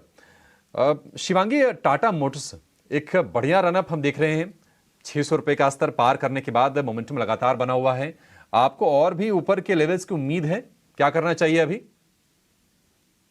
टाटा मोटर्स काफी शानदार रूप से हमने इसमें प्राइस वॉल्यूम सर्च देखने को मिला है और वीकली में एक ब्रेकआउट स्टॉक होल्ड कर रहा है हायर जोन्स पे। तो बिल्कुल यहाँ पे 700 के लेवल्स रूल आउट नहीं कर सकते। तो 700 एक टारगेट नेक्स्ट बनते हुए दिख रहा है। 660 एक इम्पोर्टेंट सपोर्ट है। ऑफ कोर्स स्टॉक ने एक काफी अच्छा शानदार मूव दिखाया है। कोई भी डिक्लाइंस में हम इसको खरीदारी के मौके ढूंढ सकते हैं। ठीक है, गिरावट पर खरीदारी के मौके तलाशने की कोशिश करनी चाहिए। जिसके पास शेयर हो वो बने रहे, उसमें कोई हर्ज नहीं है। लेकिन REC PFC लगातार, मतलब बीच में कुछ सत्र शायद ये शेयर कमजोर हो, लेकिन मोमेंटम इसमें भी स्ट्रांग है। आप REC को भी देखिए, अब ये 52 हफ्ते की नई ऊंचाई पर ट्रेड कर रहा है, बिल्कुल 300 रुपए के आसपास जाकर। PFC में भी अच्छा मोमेंटम है बनते हुए दिख रहा है। प्रशांत, REC PFC क्या इसमें ट्रेड के मौके खोजने चाहिए? अगर हाँ तो बेहतर कौन सा शेयर लग रहा है? जी, दोनों ही इक्वली बेहतर है और मेरे हिसाब से आप इसमें किसमें भी एक में अगर एंटर करते हो, आप सिर्फ एक बेसिक रणनीति रखो, जो प्रीवियस डे का लो है उसके नीचे स्टॉप लॉस रख के आप एंटर करो। दोनों ही जगह आप सेम स्ट्रेटजी फॉलो कर सकते हो, तो मुझे लग रहा है ओवरऑल स्ट्रेंथ काफी है। और अगर आप दोनों में एक चुनना चाहे तो फिलहाल इस लेवल पे मुझे लग रहा है पीएफसी स्ट्रांग है, बट दोनों ही की एक टेंडेंसी रही है कि वो एक साथ मूव करते हैं। तो जो स्ट्रेटजी मैंने कही कि प्रीवियस डे लो के जस्ट नीचे स्टॉप लॉस रख के आप क्वांटिटी प्लान कीजिए। आरईसी को लेकर, पीएफसी को लेकर ये व्यू, पीएफसी थोड़ा सा स्ट्रांग लग रहा है। बाजार की बात करें तो 19,700 के नीचे आ गया है निफ्टी, करीब करीब 50 अंकों के आसपास की कमजोरी हम निफ्टी में देख रहे हैं। निफ्टी बैंक की बात करें तो वहां पर कमजोरी थोड़ी सी ज्यादा, अगर हम प्रतिशत के लिहाज से अगर बात करें, करीब करीब आधे % के आसपास की कमजोरी निफ्टी बैंक में। और उसकी बड़ी वजह यह है कि एचडीएफसी बैंक, जो कि अच्छा खासा वेटेज, करीब 27% के आसपास का वेटेज कमांड करता है निफ्टी बैंक में, वहां पर नतीजों से पहले करीब करीब 0.25% के आसपास की कमजोरी है। इंडसइंड बैंक का शेयर भी है 1% कमजोर, इसके चलते हम वहां पर प्रेशर देख रहे हैं। लेकिन अगर हम बैंकिंग स्टॉक्स की ही बात करें, बंधन बैंक में धीरे धीरे करके हम थोड़े थोड़े मूव्स देख रहे हैं। बंधन बैंक, मितेश जी, कहीं कोई मौका आपको वहां पर बनता दिख रहा है शेयर में? बंधन बैंक में डेफिनेटली एक बहुत ही स्ट्रॉन्ग मोमेंटम जारी है स्टॉक के अंदर। और अगर आप देखेंगे, अभी आरईसी पीएफसी की आपने बात की, तो बंधन बैंक में भी सिमिलर चार्ट पैटर्न है। 243 रुपीज के ऊपर स्टॉक ट्रेड कर रहा है। ये भी स्टॉक जो है वो थोड़ा म्यूटेड होके बाद में एक स्ट्रॉन्ग ब्रेकआउट देख के चलता है और एग्जैक्टली बैंक निफ्टी के विपरीत चलता है ये स्टॉक। तो मेरे हिसाब से डेफिनेटली 243 चल रहा है स्पॉट में, डेफिनेटली करंट लेवल के ऊपर लेना चाहिए। 240 पे स्टॉप लॉस है। 1 या 2 दिन के लिए टारगेट बन रहे हैं 248, 252। तो डेफिनेटली बंधन बैंक में करंट लेवल के ऊपर खरीदारी की सलाह रहेगी। यूबीएल के अंदर जो आज सुबह सोनी ने कहा था कि शेयर टूटेगा, वो टूटा है और बकायदा इस समय मैं देख पा रहा हूँ करीब 2.5% के आसपास की गिरावट है। सोनी, ये जो आज शेयर टूटा है तो आपकी कॉल्स पे अच्छा पैसा बना होगा, इन्होंने सुबह सुबह शॉर्ट पंच कर दिया होगा। अब ये 36 रुपये नीचे आपका टारगेट आ गया कि अभी और नीचे का टारगेट है? और पहले तो बधाई आपको, बहुत बहुत बधाई। थैंक यू डिम्पी जी।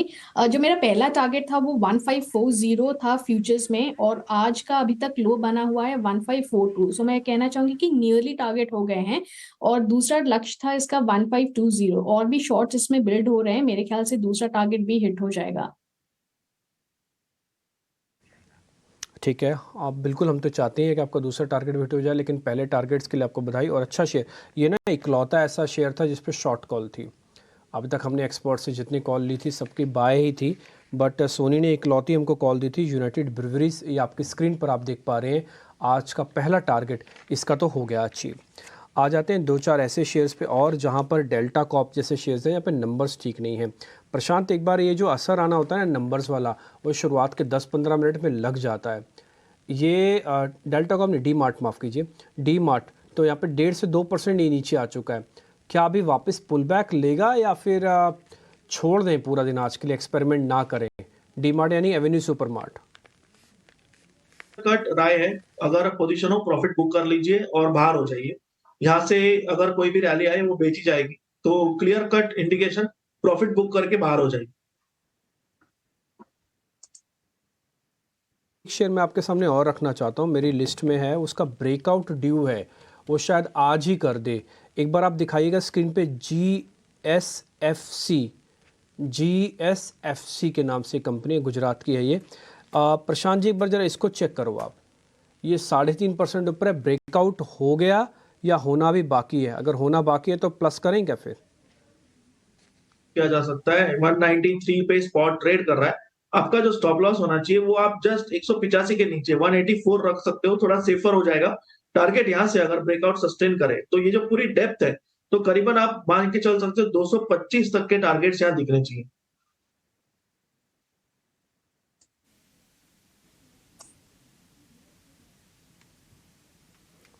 ठीक है, GSFC को लेकर ये व्यू। एक शेयर जरा शिवांगी आप चेक करेंगी, मतलब मेरी नज़र में कभी आया नहीं, लेकिन इसमें मूव्स बड़े स्ट्रांग है। तो हम चाहते हैं कि जो दर्शक ये कई बार ना उछाल देख के आकर्षित होते हैं शेयरों की तरफ, उस पर आपकी राय ली जा सके। फेज 3 FAZD THREE फेज 3 करके शेयर है। बाकायदा इसका 1000 करोड़ रुपए के आसपास का मार्केट कैप है और मोमेंटम में है। करीब करीब अगर महीने भर की बात करें तो 30% ये शेयर चल गया है। आज 12-13% के बहुत ही तगड़े मूव से 467 रुपए का भाव है। क्या सलाह देंगी इसमें? ये अगर ये स्टॉक को अगर हम देखें तो मंथली में हमने देखा है कि ब्रेकआउट हुआ है एक रेंज के बाद, और वीकली में भी फॉलो अप बाइंग देखने को मिल रही है। अपने एक हर्डल के ऊपर 436 लेवल्स को सरपास करने की कोशिश कर रहा था काफी टाइम से, अब जो है काफी अच्छी तरह से होल्ड कर रहा है वहां पे। बिल्कुल यहाँ पे एक ग्रेजुअल बेसिस पे वॉल्यूम्स भी शिफ्ट हुए हैं पिछले 5 दिनों से, तो यहाँ पे हम एक्सपेक्ट कर सकते हैं कि ये स्टॉक 480 और फिर 500 तक के लेवल्स दिखाए, और इसमें जो है स्टॉप लॉसेस जो है वो क्रूशियल बनाते हुए ही कामकाज करें। फेज 3 को लेकर शिवांगी का ये व्यू। शिवांगी, बहुत शुक्रिया आज हमारे साथ जुड़ने के लिए और तमाम शेयरों पर अपनी रणनीति हमारे साथ और हमारे दर्शकों के साथ साझा करने के लिए। एक बार फिर से आपको नवरात्रि की ढेर सारी शुभकामनाएं। बाजार में आज हम देख रहे हैं कि देखिए कमजोरी है, लेकिन जैसा कि हमारा मोटो है स्वदेश के का वादा भी आपके साथ कि जहां भी एक्शन होगा ना हम उसको हाईलाइट करेंगे और उस पर आपको ट्रेड के मौके बताएंगे, या फिर अगर ट्रेड के मौके नहीं है तो आपको आगाह करेंगे, आपको सतर्क करेंगे। हमारा फर्ज भी है और इस दायित्व को हम निभा भी रहे हैं। MMTC जैसा कि हम हाईलाइट कर रहे थे, अब ये शेयर करीब 11% ऊपर ट्रेड कर रहा है, 82-83 रुपए की रेंज में अब ये चला गया है। MSTC में भी करीब करीब 8% के आसपास का उछाल है। ये दोनों शेयर हमने हाईलाइट करके आपको बताया और बहुत बढ़िया तेजी हम देख रहे हैं। गति के अच्छे नंबर आए थे। एक्शन स्टॉक्स में पूजा ने आपको बताया था, गति के शेयर में आज बढ़िया तेजी हम देख रहे हैं। आंकड़ों के दम पर, नतीजों के दम पर 9% ऊपर अभी शेयर कारोबार कर रहा है। और गति के साथ हम देखते हैं कि लॉजिस्टिक्स स्पेस में कुछ और शेयर जैसे कि स्नोमैन लॉजिस्टिक्स, वहां पर भी हम तेजी देख रहे हैं। रेलवे की बात करें, टेक्स मैक्रोरेल, ये भी हमने आपको हाईलाइट करके बताया था कि एक्शन स्टॉक्स में कि इसमें एक्शन दिखेगा और वो एक्शन दिख रहा है शुरुआती ट्रेड में, तो ये शेयर भी चल रहा है। गति या फिर स्नोमैन, प्रशांत जरा एक बार फिर से आप इनको चेक कीजिए। मूव्स तगड़े हैं, क्या इस तेजी को और राइड करनी है या फिर जिनको प्रॉफिट हो रहा हो वो यहां से निकलने के बारे में भी, मुनाफा वसूलने के बारे में भी सोच सकते हैं? मुझे इनफैक्ट लग रहा है कि अगर 165 के ऊपर क्लोज हो, 165 के ऊपर, तो यहाँ पे पोजीशन ऐड की जा सकती है और आपका स्टॉप लॉस होगा 155 के आसपास। आप टारगेट देख सकते हो 180, 185 के रेंज में ओवरऑल, और वहां पे आप प्रॉफिट बुक कर सकते हो। ठीक है, गति पे रिकमेंडेशन हुई। अब जरा अक्षय भागवत को अपने साथ कनेक्ट करते हैं। वो आपको ना एक ऑप्शंस का चैंपियन वाला एक ट्रेड देने वाले हैं, तो आप भी तैयार हैं, मैं भी तैयार हूँ लिखने के लिए। चलिए अब अक्षय भी भागवत का स्वागत करते हैं।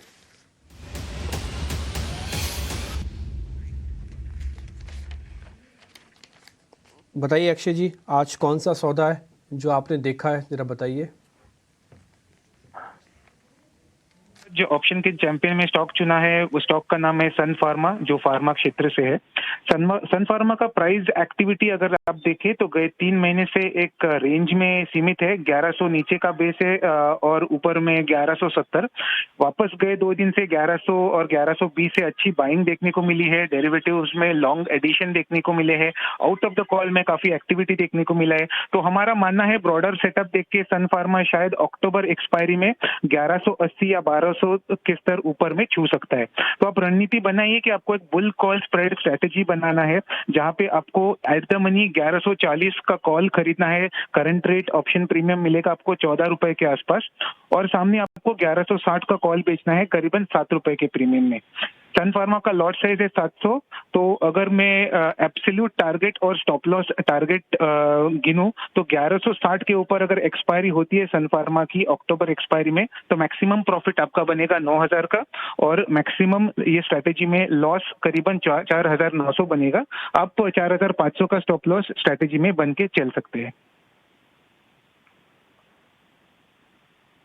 ये बुल कॉल स्प्रेड होता है। बुल कॉल स्प्रेड इजी है समझना कि आप जहाँ पे खड़े हैं उसको प्लस कर दीजिए और जहाँ तक जा सकते हैं वहाँ तक जाइए और उसके बाद उसको बेच दीजिए।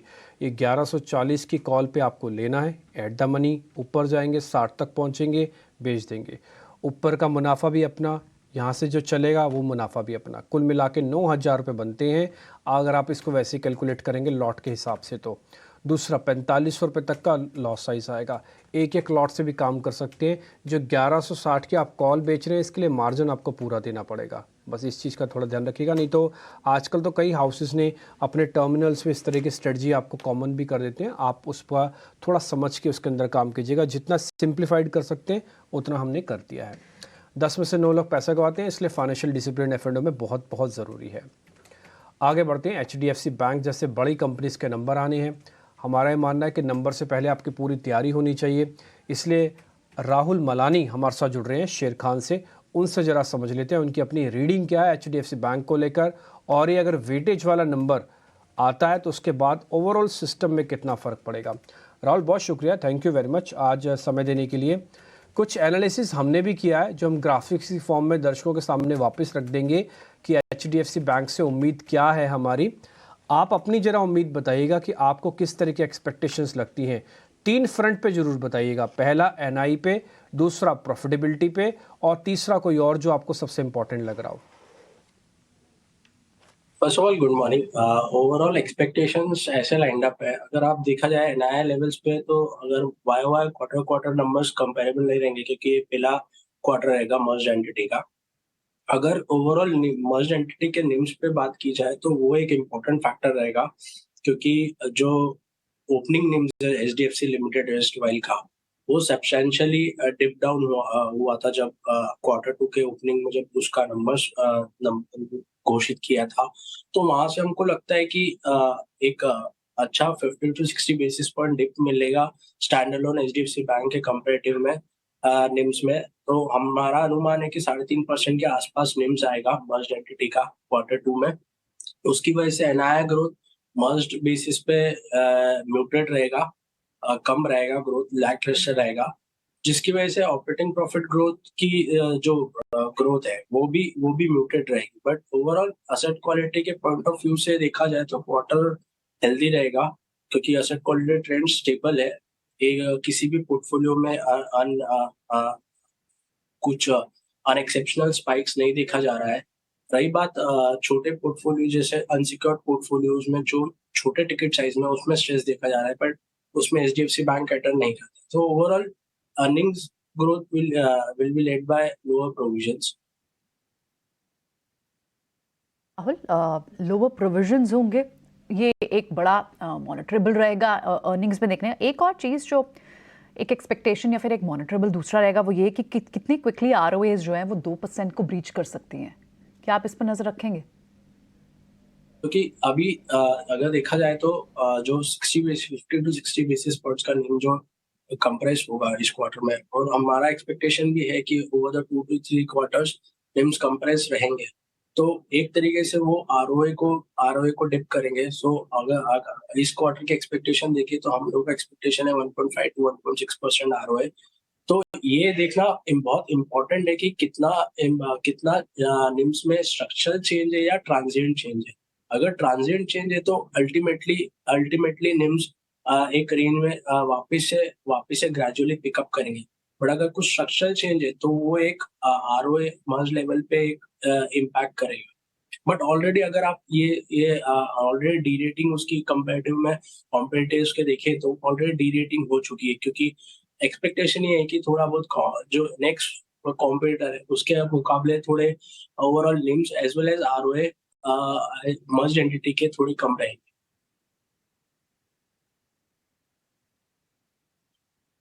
छोटा सा क्वेश्चन ये है कि आपने अपने क्लाइंट्स को नंबर से पहले HDFC प्लस करवाया है कि नहीं करवाया? अभी हम लोगों का अभी व्यू है कि स्ट्रक्चरली अभी एटलीस्ट 1 साल के लिए स्टॉक कंसोलिडेट करेगा, क्योंकि अगर आप देखें तो पहली बात तो निम ट्रैजेक्टरी बहुत इंपॉर्टेंट रहेगी अभी, और ROA गाइडेंस FY24 के लिए इंपॉर्टेंट रहेगा। दूसरी बात ये देखेंगे तो लोन ग्रोथ जो अभी स्ट्रीट फैक्टर कर रही है कि 1-2 क्वार्टर के बाद higher mid teen growth 17-18% loan growth bank दे सकता है। बट हमारा मानना है कि एटलीस्ट बैंक अभी 1.5 से 2 साल के लिए कंटिन्यूसली 12 से 13% से ज्यादा लोन ग्रोथ नहीं दिखा पाएगा, क्योंकि अगर आप देखें CD रेशियो जो क्रेडिट टू डिपॉजिट रेशियो होता है वो इंडस्ट्री से लेवल से बहुत हाई है, तो उसको नॉर्मलाइज होने में टाइम लगेगा। तो ओवरऑल मुझे लगता है न्यू नॉर्मल अभी 12 से 13% ग्रोथ है HDFC बैंक का। ठीक है राहुल, बहुत शुक्रिया आज हमें समय देने के लिए और नतीजों से पहले HDFC बैंक पर अपना एनालिसिस शेयर करने के लिए।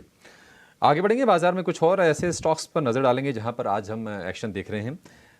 पैकेजिंग स्टॉक्स पर जरा एक बार फोकस करेंगे और TCPL पैकेजिंग आज हम देख रहे हैं कि इसमें ठीक ठाक मूव्स हैं और TCPL पैकेजिंग की आप बात कर लीजिए, AGI ग्रीन पैक की बात कर लीजिए, वहां पर हम मोमेंटम देख रहे हैं।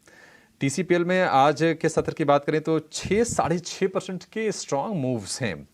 सोनी, TCPL पैकेजिंग कोई ट्रेड बन रहा है इसमें? इसलिए यहाँ पे ब्रेकआउट तो आज दे दिया है। इनफैक्ट RSI में भी इसमें पॉजिटिव डाइवर्जेंस देखने को मिल रहा है।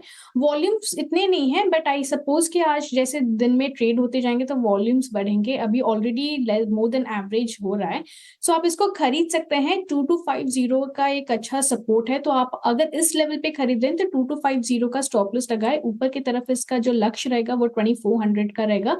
2400-2428 रेंज है, उसी तरफ जा सकता है। सो ये यहाँ से अच्छा लग रहा है, आप एंटर भी कर सकते हैं। स्टॉप लॉस और टारगेट इसके अनुसार लेवल्स पे ट्रेड कीजिए। ठीक है, TCPL पर सोनी का ये व्यू।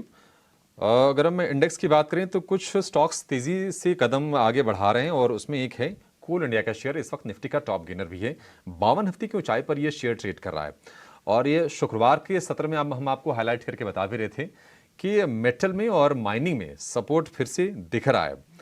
कोल इंडिया, प्रशांत, 313 रुपए पर यह शेयर आ गया है, कहां तक इसको जाते हुए आप देख रहे हैं? मैं दूंगा, पर्सनल होल्डिंग भी है और मैंने क्लाइंट्स को रेकमेंड भी किया हुआ है और extremely bullish on this counter. तो यहाँ पे मुझे लग रहा है कि 330, 335 इस जोन तक मेरे टारगेट्स है। जो स्टॉप लॉस में रखना चाहूंगा वो होगा करीबन 304 का, 304। ठीक है, कोल इंडिया पे हम पिछले हफ्ते बता भी रहे थे कि यहाँ पर एक अच्छा बड़ा डिविडेंड भी कंपनी दे सकती है। नंबर्स अच्छे आएंगे, वॉल्यूम अच्छे रहेंगे और इस एंटिसिपेशन में भी स्टॉक में अच्छी मूव कोल इंडिया में देखने को मिल रही है। बजाज इलेक्ट्रिकल्स को एक बार डिस्कस करते हैं क्योंकि अपने मे लो से काफ़ी हद तक रिकवर हो चुका है, ऑलमोस्ट 70-80% रिकवर हो चुका है। और इसमें एक जो नई खबर जिसके कारण आज 3.5% ऊपर है, इसे पावर ग्रिड से ट्रांसमिशन लाइन प्रोजेक्ट का लगभग 560 करोड़ का ऑर्डर भी मिला है। बजाज इलेक्ट्रिकल्स पे बहुत शार्प मूव ही आती हैं, कोर्स हमेशा लोअर साइड पे भी बहुत रहता है, लेकिन रिकवरी काफ़ी हद तक हो गई है मेलो से। आप अभी और रिकवरी देखते हैं या फिर बहुत वॉलेटाइल है ये स्टॉक? इसमें डी मर्जर की भी एक न्यूज़ थी जो प्ले आउट होती है। मीडियम टर्म पे भी देखूं तो स्टॉक एक्चुअली काफी समय से एक रेंज में है। इनफैक्ट एंड बाय काफी समय I mean more than about a years time frame. इसका जो ब्रॉड रेंज है वो है 1050 से लेके 1250 का। सो इन 200 पॉइंट की रेंज में इसने the good part of the last year and half जो है स्पेंड कर दिया है। तो मेरे हिसाब से यहाँ पे कोई बहुत ज्यादा जो अपसाइड है ये फिलहाल नहीं नजर आ रहा है।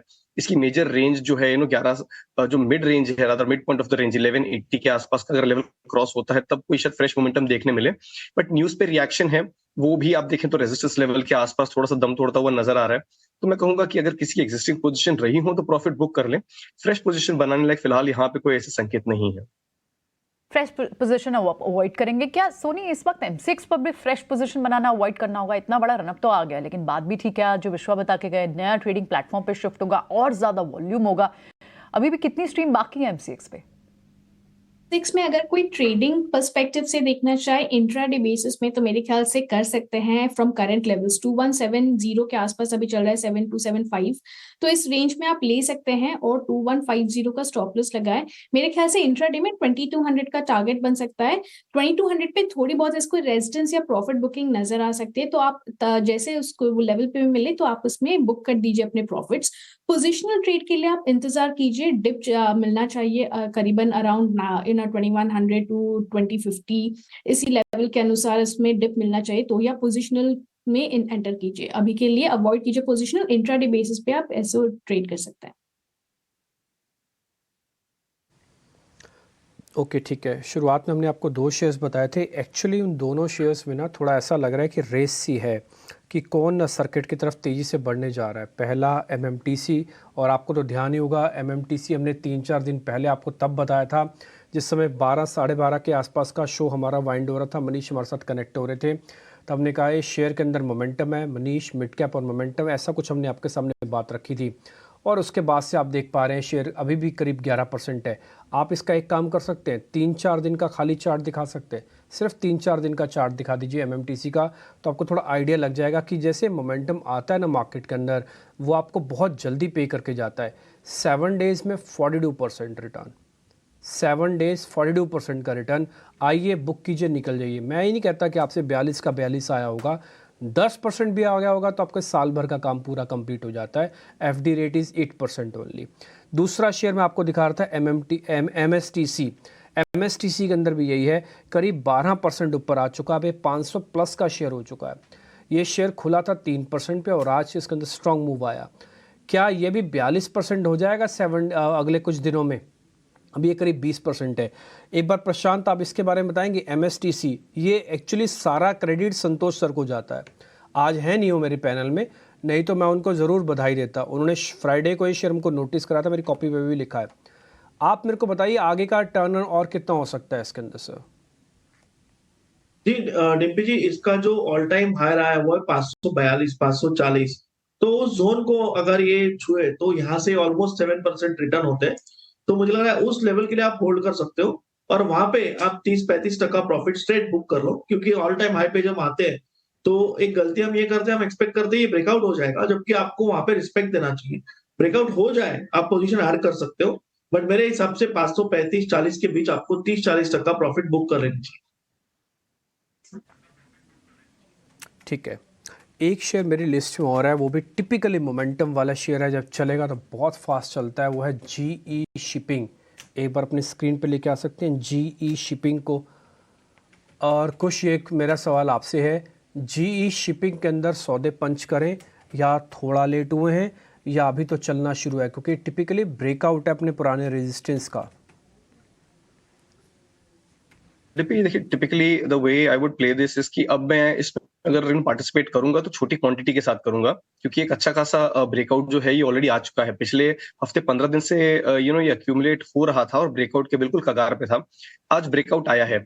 अब मेरे लिए कंफर्ट फैक्टर ये है कि वॉल्यूम्स में अपटिक हैं और मोमेंटम इंडिकेटर पे भी अप है, तो मैं बाय इसको बिल्कुल करके चलूंगा। और मेरे जो टारगेट्स रहेंगे यहाँ पे वो 935 और 960 के रहेंगे। स्टॉप लॉस जो रहेगा वो 885 के आसपास का रहेगा।